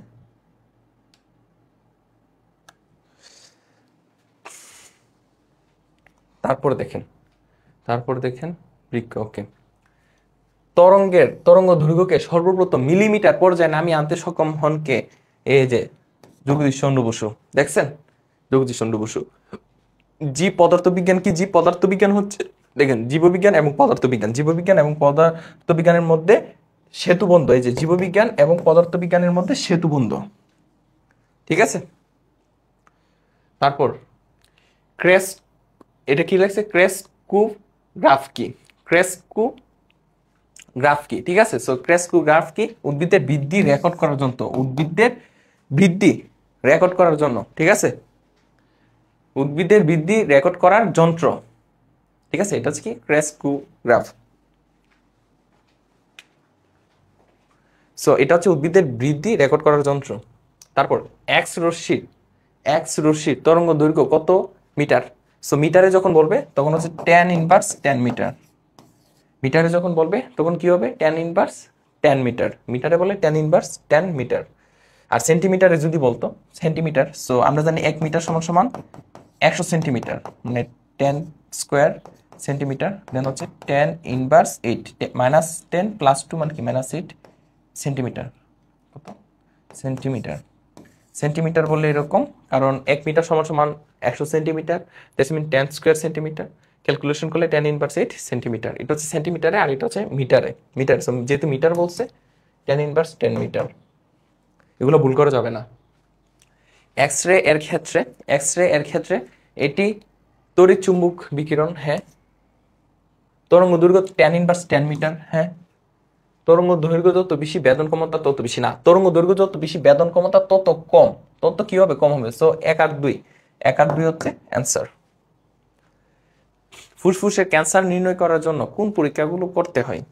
সো ফুসফুসের ক্যান্সার নির্ণয় করার জন্য কোন পরীক্ষাগুলো আমরা করি? আমরা হচ্ছে এক্স রে ও সিটি স্ক্যান। ফুসফুসের ক্যান্সারের জন্য এক্স রে ও সিটি স্ক্যান, এগুলো হচ্ছে মুখস্থ করে ফেলবেন, এবং বইয়ের মধ্যে দেওয়া আছে এগুলা। নিচের কোন যন্ত্রে এক্স রে ব্যবহৃত হয়? সো এক্স রে কিন্তু অনেক যন্ত্রে ব্যবহৃত হয়, ঠিক আছে। তার মধ্যে একটা হচ্ছে সিটি স্ক্যান এবং রেডিওথেরাপিতে, ঠিক আছে। সিটি স্ক্যান এবং রেডিওথেরাপিতে আমরা কি করি, এক্স রে ব্যবহৃত হয়। অন্ত্রের প্রতিবন্ধকতা শনাক্ত করা যায় কোন যন্ত্রের মাধ্যমে? এটা কোনটার মাধ্যমে অন্ত্রের প্রতিবন্ধকতা কি করা যায়, শনাক্ত করা যায়? এটা হচ্ছে এক্স রের মাধ্যমে। অন্ত্রের প্রতিবন্ধকতা শনাক্ত করা যায় কোন যন্ত্রের মাধ্যমে? এক্স রের মাধ্যমে। কিসের মাধ্যমে? এক্স রের মাধ্যমে। এক্স রে গ্রহণের সময় রোগীর ব্যবহৃত অ্যাপ্রনের নিচের কোন পদার্থটি আবরণ থাকে? এটা কি হবে? সীসা। সীসা কি হবে? সীসা। সীসা মুখস্থ করে ফেলেন। এক্স রে কত সালে আবিষ্কৃত হয়েছে? এক্স রে 1885 সালে আবিষ্কৃত হয়েছে। কত সালে? 1885 সালে আবিষ্কৃত হয়েছে। আলট্রাসোনোগ্রাফিতে কোন কম্পাঙ্কের শব্দ ব্যবহার করা হয়? সো আমরা জানি 1 থেকে 10 মেগাহার্টজ, এটা আমরা জানি। আল্ট্রাসাউন্ড ব্যবহার করে হৃৎপিণ্ডের পরীক্ষা করা হয়, তাকে বলে কি বলে? ইকোকার্ডিওগ্রাফি। এটা হচ্ছে আমি বইয়ের মধ্যে আপনাকে দাগিয়ে দিয়েছি, বইয়ের মধ্যে আমি আপনাকে দাগিয়ে দিয়েছিলাম। নিচের কোন পরীক্ষণটিতে টোমোগ্রাফির ব্যবহার করা হয়? কোনটা? CT scan. সিটি স্ক্যান, ঠিক আছে? এগুলো জাস্ট মুখস্থের মতন পড়ে নেবেন, এবং এই চ্যাপ্টারটাই মানে মুখস্থের মতন, তাই না? কিন্তু তার কোন ম্যাথ ট্যাথ নাই, সো এগুলো হচ্ছে মুখস্থের। তারপর দেখেন নিচের কোন যন্ত্রে এক্স রে ব্যবহার করা হয়? সো সিটি স্ক্যানে এক্স রে ব্যবহার করা হয়, তাই না? সিটি স্ক্যানে এক্স রে ব্যবহার করা হয়। ফুসফুস, ব্রেন ইত্যাদি ত্রিমাত্রিক ছবি পাওয়া যায় কোন পরীক্ষার সাহায্যে? CT scan. কিসের সাহায্যে? CT scan. CT scan. হৃদযন্ত্রের ত্রুটি এবং টিউমার শনাক্তকরণের কোন পরীক্ষাটি করা হয়? সো এটা কোনটা? আলট্রাসোনোগ্রাম। আলট্রাসোনোগ্রাম, ঠিক আছে? তারপর দেখেন সিটি স্ক্যান। সিটি স্ক্যান কি? সিটি স্ক্যান হচ্ছে দ্বিমাত্রিক ছবি উৎপন্ন করে। সিটি স্ক্যান দ্বারা কম্পিউটার টোমোগ্রাফি স্ক্যান বোঝায়, কম্পিউটারের মাধ্যমে করা হয়। তিনটাই সত্য, তিনটাই কি সত্য, সঠিক। সিটি স্ক্যান এর পূর্ণরূপ কি? সো এটা হচ্ছে computed tomography scan. Computed tomography scan এগুলো হচ্ছে সিকিউর কোর মধ্যেও দিয়ে দিতে পারে। পেলভিস ম্যাস, ঠিক আছে, এর উপস্থিতি শনাক্ত করা যায় কোন যন্ত্র দিয়ে? আলট্রাসোনোগ্রাফি। আলট্রাসোনোগ্রাফি। ইসিজি করতে হলে শরীরে কতটি ইলেকট্রোড লাগাতে হয়? যে আপনাকে শিখিয়েছিলাম টোটাল কতটি? 10টি। টোটাল হচ্ছে 10টি। 2 হাতের 2টি, 2 পায়ের 2টি, এবং ভিতরে কয়টি? ভিতরে কয়টি? এটা হচ্ছে 6টি। সো টোটাল কয়টি? যে বুকের উপরে কয়টি? 6টি। সো টোটাল কয়টি? 10টি, ঠিক আছে? সো টোটাল 10টি। কোন যন্ত্র নিউক্লিয় চুম্বক অনুদান এর ভৌত রাসায়নিক নীতির উপর ভিত্তি হিসেবে কাজ করে? এটা কোনটা? এমআরআই। এমআরআই, এটা হচ্ছে এমআরআই যন্ত্র নিউক্লিয় চুম্বক অনুদানের ভৌত ও রাসায়নিক নীতির উপর ভিত্তি করে কাজ করে। কোনটিতে শরীরের রেডিও ফ্রিকোয়েন্সির বিদ্যুৎ চুম্বকীয় তরঙ্গ দেওয়া হয়? এমআরআই। ব্যথাহীন ও নিরাপদ রোগ নির্ণয় পদ্ধতি কোনটি? এটাও কি? এমআরআই। এমআরআই হচ্ছে যেটা, এটা হচ্ছে ব্যথাহীন ও নিরাপদ রোগ নির্ণয় পদ্ধতি। ব্রেন ও মেরুরজ্জুর বিস্তৃত প্রতিবিম্ব তৈরির জন্য মূল্যবান পরীক্ষা কোনটি? এটা হচ্ছে এমআরআই, ঠিক আছে? এমআরআই। সূক্ষ্ম রক্তনালিকার ব্লকেজ পরীক্ষা করার প্রযুক্তি কোনটি? এনজিওগ্রাম। এনজিওগ্রাম। সো এনজিওগ্রামের মাধ্যমে সূক্ষ্ম রক্তনালিকার ব্লকেজ পরীক্ষা কি করা হয়? করার প্রযুক্তি, মানে সূক্ষ্ম রক্তনালিকার ব্লকেজ পরীক্ষা করার প্রযুক্তি কোনটি? এনজিওগ্রাম। এনজিওগ্রাম, ঠিক আছে? ফারুক সাহেব হৃদস্পন্দন নির্ণয় করতে ডাক্তারের কাছে গেলেন। ডাক্তার একটি বিশাল যন্ত্রের সাহায্যে এটি নির্ণয় করলেন। তখন ফারুক সাহেব অনুশীলন করছিলেন। যন্ত্রটির নাম কি? অবশ্যই ইটিটি। ইটিটি, তাই না? ইটিটি। ফারুক সাহেব, আচ্ছা এটা হয়েছে। সো বলছে যে পরীক্ষার সময় প্রয়োজন হয়। সো উক্ত পরীক্ষার জন্য কি কি প্রয়োজন হয় দেখেন। স্থির সাইকেল, হ্যাঁ অবশ্যই এক্সারসাইজের জন্য। ট্রেডমিলে হাঁটার যন্ত্র, এটাও হবে। পর্যবেক্ষণকারী, হ্যাঁ অবশ্যই, তিনটাই। ওকে, এগুলা কেন? এই হচ্ছে পরিশ্রমের জন্য। স্থির সাইকেল চালাইতে বলে, দেওয়া হচ্ছে ট্রেডমিলে হাঁটার জন্য বলে, এবং এইখানে একজন পর্যবেক্ষণকারী থাকে। সো অ্যান্সারটা হচ্ছে তিনটা অপশনে। চিকিৎসকগণ এনজিওগ্রাম করার পরামর্শ দেন কি উদ্দেশ্যে? কিডনির ধমনির অবস্থা বোঝার জন্য। কিডনির ধমনির অবস্থা বোঝার জন্য।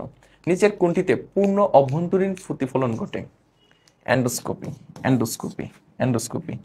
জাস্ট মুখস্থ করবেন। পাকস্থলী পরীক্ষার জন্য নিচের কোনটি ব্যবহৃত হয়? পাকস্থলী পরীক্ষার জন্য এন্ডোস্কোপি ব্যবহৃত হয়, এন্ডোস্কোপি ব্যবহৃত হয়। আপনার যে লাইনগুলো বলছি যে কোনটার কাজ কি, এগুলো হচ্ছে ভালো মতো শিখতে হবে বইয়ের, ঠিক আছে? সো তারপর কোন পরীক্ষাটি অনুশীলনরত অবস্থায় করতে হয়? অনুশীলনরত অবস্থায় কোনটা? ইটিটি, তাই না? Exercise tolerance test. হৃৎপিণ্ডের একটি সম্পূর্ণ ছবি পাওয়ার জন্য কয়টি ইলেকট্রোড ব্যবহৃত হয়? অবশ্যই 10টি। হৃৎপিণ্ডের সো 2টা হাতে 2টা পায়ে এবং 6টা হচ্ছে কোথায়? হৃৎপিণ্ডে, তাই না? সো হৃৎপিণ্ডের একটি সম্পূর্ণ ছবি পাওয়ার জন্য কয়টি ইলেকট্রোড ব্যবহার করা হয়? টোটাল 10টি। রক্তের শ্বেতকণিকার অত্যাধিক বৃদ্ধির ফলে রক্ত স্বল্পতা রোগের চিকিৎসায় ব্যবহৃত হয় কোন আইসোটোপ? ফসফরাস 32। নিচের কোন আইসোটোপটি ক্যান্সার চিকিৎসায় ব্যবহৃত হয়? ক্যান্সার চিকিৎসায় ব্যবহৃত হয় কোবাল্ট 60। রক্তের লিউকোমিয়া রোগের চিকিৎসায় নিচের কোনটি ব্যবহৃত হয়? 32 পি। 32 পি। দেখেন এগুলো বুঝতে পারছেন কিনা?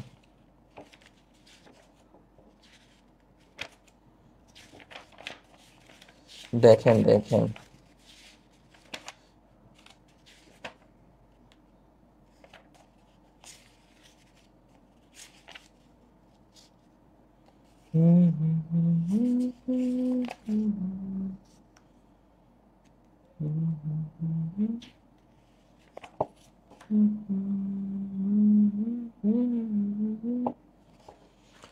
বুঝতে পেরেছেন? সো এই চ্যাপ্টার থেকে হচ্ছে মেইনলি এগুলোই হচ্ছে আপনি ভালো মতো রিডিং করতে হবে।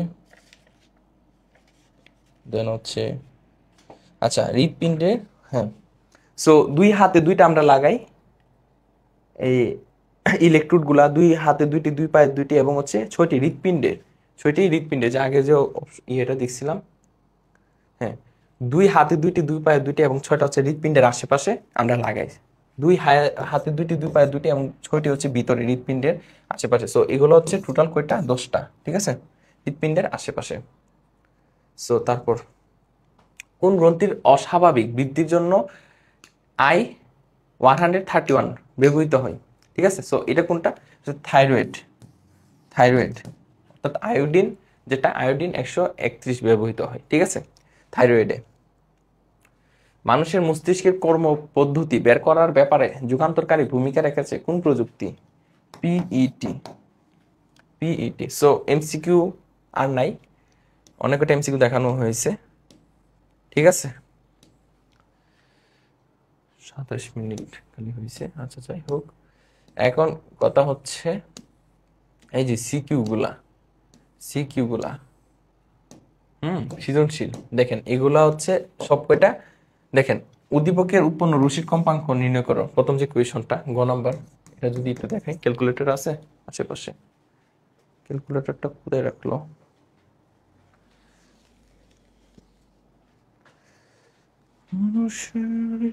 আচ্ছা ক্যালকুলেটর লাগবে না।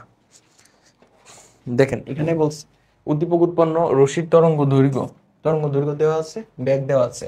সো কম্পাঙ্ক নির্ণয় করতে বলছে। সো আমরা কি জানি? আমরা জানি b equals to f lambda। আমাকে কি বের করতে বলছে? কম্পাঙ্ক বের করতে বলছে। So f equals to b by lambda। b হচ্ছে বেগ। সো বেগ কত দেওয়া আছে? উদ্দীপক উৎপন্ন রশ্মির তরঙ্গ দৈর্ঘ্য দেওয়া আছে এবং বেগ দেওয়া আছে। বেগ হচ্ছে 3 × 10⁸ ডিভাইডেড বাই ল্যামডা। ল্যামডা হচ্ছে তরঙ্গ দৈর্ঘ্য কত? 10⁻10 মিটার।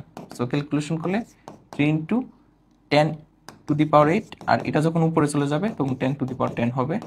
দ্যাটস মিন 3 × 10⁻10 আর 8 যোগ করলে হয় 18, ঠিক আছে। 10 আর 8 যোগ করলে হয় 18। সো এ হচ্ছে কম্পাঙ্ক এবং তার এককটা আমরা কিভাবে বের করি? দেখেন ব্যাগের একক কত? Metre per second. আর তরঙ্গ দৈর্ঘ্যের একক কত? মিটার। সো মিটার কাটা জাস্ট পার সেকেন্ড থাকবে, জাস্ট কি থাকবে? Per second. So 3 × 10⁸ hertz. So per সেকেন্ডকে আমরা কিভাবে লিখি?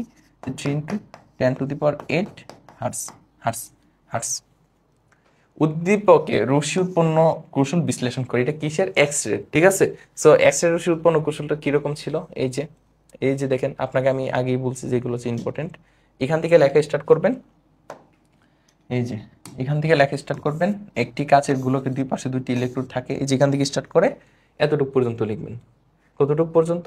এতটুকু। সাধারণত তামাক কেন্দ্র হিসেবে ব্যবহার করা হয়, এই টোটাল অংশটা লিখে দিবেন। ঠিক আছে, এই হচ্ছে কথা, এই হচ্ছে কথা। আমি জাস্ট আপনাকে দেখিয়ে দিচ্ছি। ওকে, তারপরে দেখেন দিনাজপুর বোর্ড 20 সালের যে কোয়েশনটা, এখানে কি বলছে, মির্জা সাহেব অফিসে যাওয়ার পথে হঠাৎ পিছলে পড়ে পায়ে প্রচন্ড ব্যথা পেলেন। পথচারীরা দ্রুত হাসপাতালে নিয়ে গেলে ডাক্তার তাকে একটি পরীক্ষা করাতে বললেন, যাতে একটি বিশেষ রশ্মি ব্যবহৃত হয়, মানে এক্সরে। এটা অবশ্যই এক্সরে হবে, বুঝতে পারছেন। রিপোর্ট দেখে ডাক্তার বললেন তার পায়ের হাড়ে ছিঁড় ধরেছে। উদ্দীপক রশ্মিটি উৎপাদন প্রক্রিয়া চিত্রসহ বর্ণনা করো। ওই যে আগে যতটুকু দেখেছে এতটুকুই। উদ্দীপকের রশ্মিটি উৎপাদন প্রক্রিয়ায় চিত্রসহ বর্ণনা করো। সেকেন্ড কোয়েশ্চন, উদ্দীপকের রশ্মিটি কিভাবে ক্যান্সার চিকিৎসা ব্যবহৃত হয়? এটা কোনটা বলেন? এটা কোন জায়গায় ইউজ করা হয় বলেন? রেডিও থেরাপিতে। এটা কোন জায়গায় ইউজ করা হয়? রেডিও থেরাপিতে। এই যে আপনাকে যদি একটু স্লাইডে নিয়ে যাই, রেডিও থেরাপি হচ্ছে 404 পৃষ্ঠায়। তো এটা, হ্যাঁ, রেডিও থেরাপি যদি বলি, এন্ডোস্কোপি, ওয়েট, আচ্ছা এটা লাস্টের দিকে। এই যে দেখেন, এই যে দেখেন। সো রেডিও থেরাপিতে আমরা কি করি দেখেন। রেডিও থেরাপিতে দেখেন, রেডিও থেরাপি হচ্ছে কোন রোগের চিকিৎসায় তেজস্ক্রিয় বিকিরণের ব্যবহার। এটি মূলত ক্যান্সার রোগের চিকিৎসায় ব্যবহার করা হয়। রেডিও থেরাপিতে সাধারণত উচ্চ ক্ষমতার এক্সরে ব্যবহার করে ক্যান্সার কোষকে ধ্বংস করা হয়। এই এক্সরে ক্যান্সার কোষের ভেতরকার ডিএনএ ধ্বংস করে কোষের সংখ্যা বৃদ্ধি করার ক্ষমতা নষ্ট করে দেয়। একটি টিউমারকে সার্জারি করার আগে ছোট করে নেওয়ার জন্য কিংবা সার্জারির পর টিউমারের অবশিষ্ট অংশ ধ্বংস করার জন্য রেডিওথেরাপি করা হয়। ঠিক আছে, তারপরে দেখেন, বাইরে থেকে রেডিওথেরাপি দিয়ে চিকিৎসা করার জন্য সাধারণত একটি লিনিয়ার অ্যাক্সেলেটর ব্যবহার করে উচ্চ ক্ষমতার এক্সরে তৈরি করা হয়। শরীরে যেখানে টিউমারটি থাকে সেদিকে তাক করে দেখেন, তাক করে বাড়তি চাপ প্রয়োগ করে, তাক করে কই,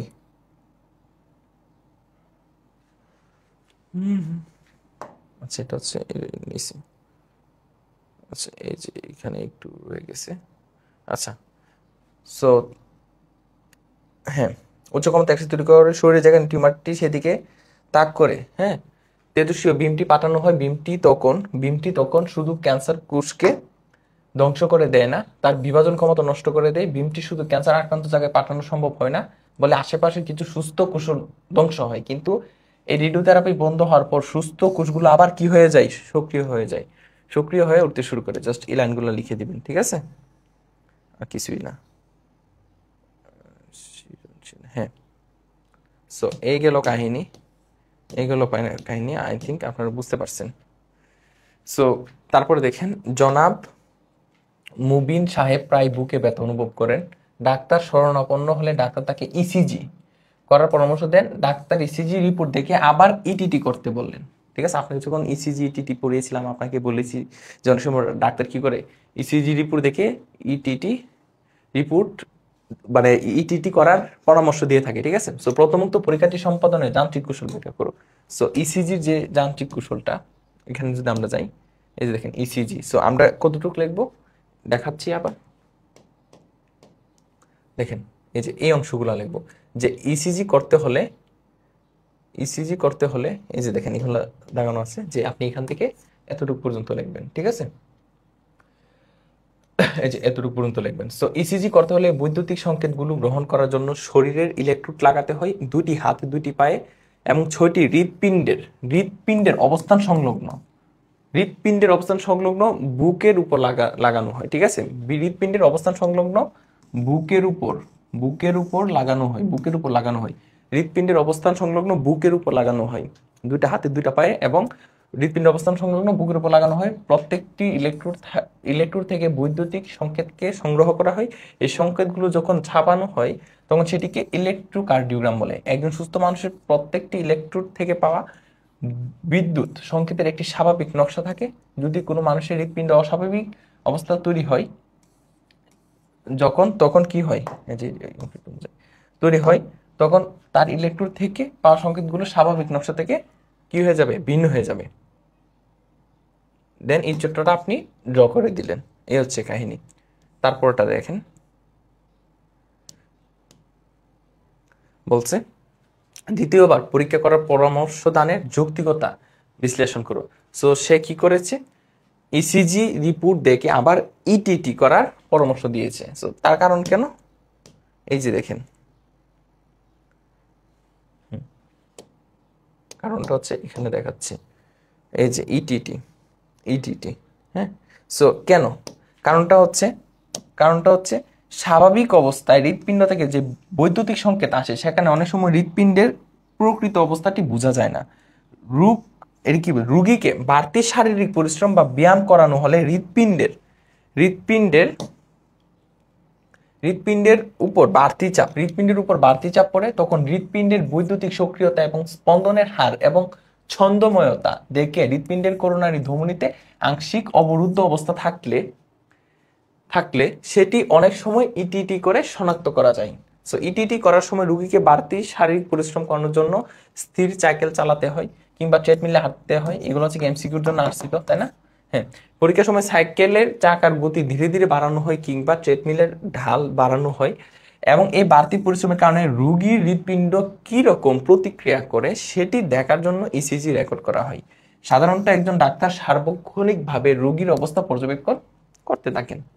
ঠিক আছে, সো এখান থেকে কিন্তু একটা এমসিকিউ আসছিল, সাইকেল এবং ট্রেডমিল দিছিল এবং একজন কি পর্যবেক্ষণ থাকতে হয়। ইটিটি পরীক্ষার সময় অনুশীলনের সময় রোগীর হৃৎপিণ্ডে যে পরিবর্তনগুলো হয় ইসিজিতে একজন ডাক্তার সেগুলো শনাক্ত করে রোগীর চিকিৎসার ব্যাপারে সিদ্ধান্ত নিতে পারেন। ঠিক আছে, সো এই গেল কাহিনী। তারপর দেখেন ডাক্তার কিভাবে আচ্ছা, সো ইমনের দাদা ধূমপায়ী ছিলেন, তিনি ক্যান্সার রোগে আক্রান্ত হলেন।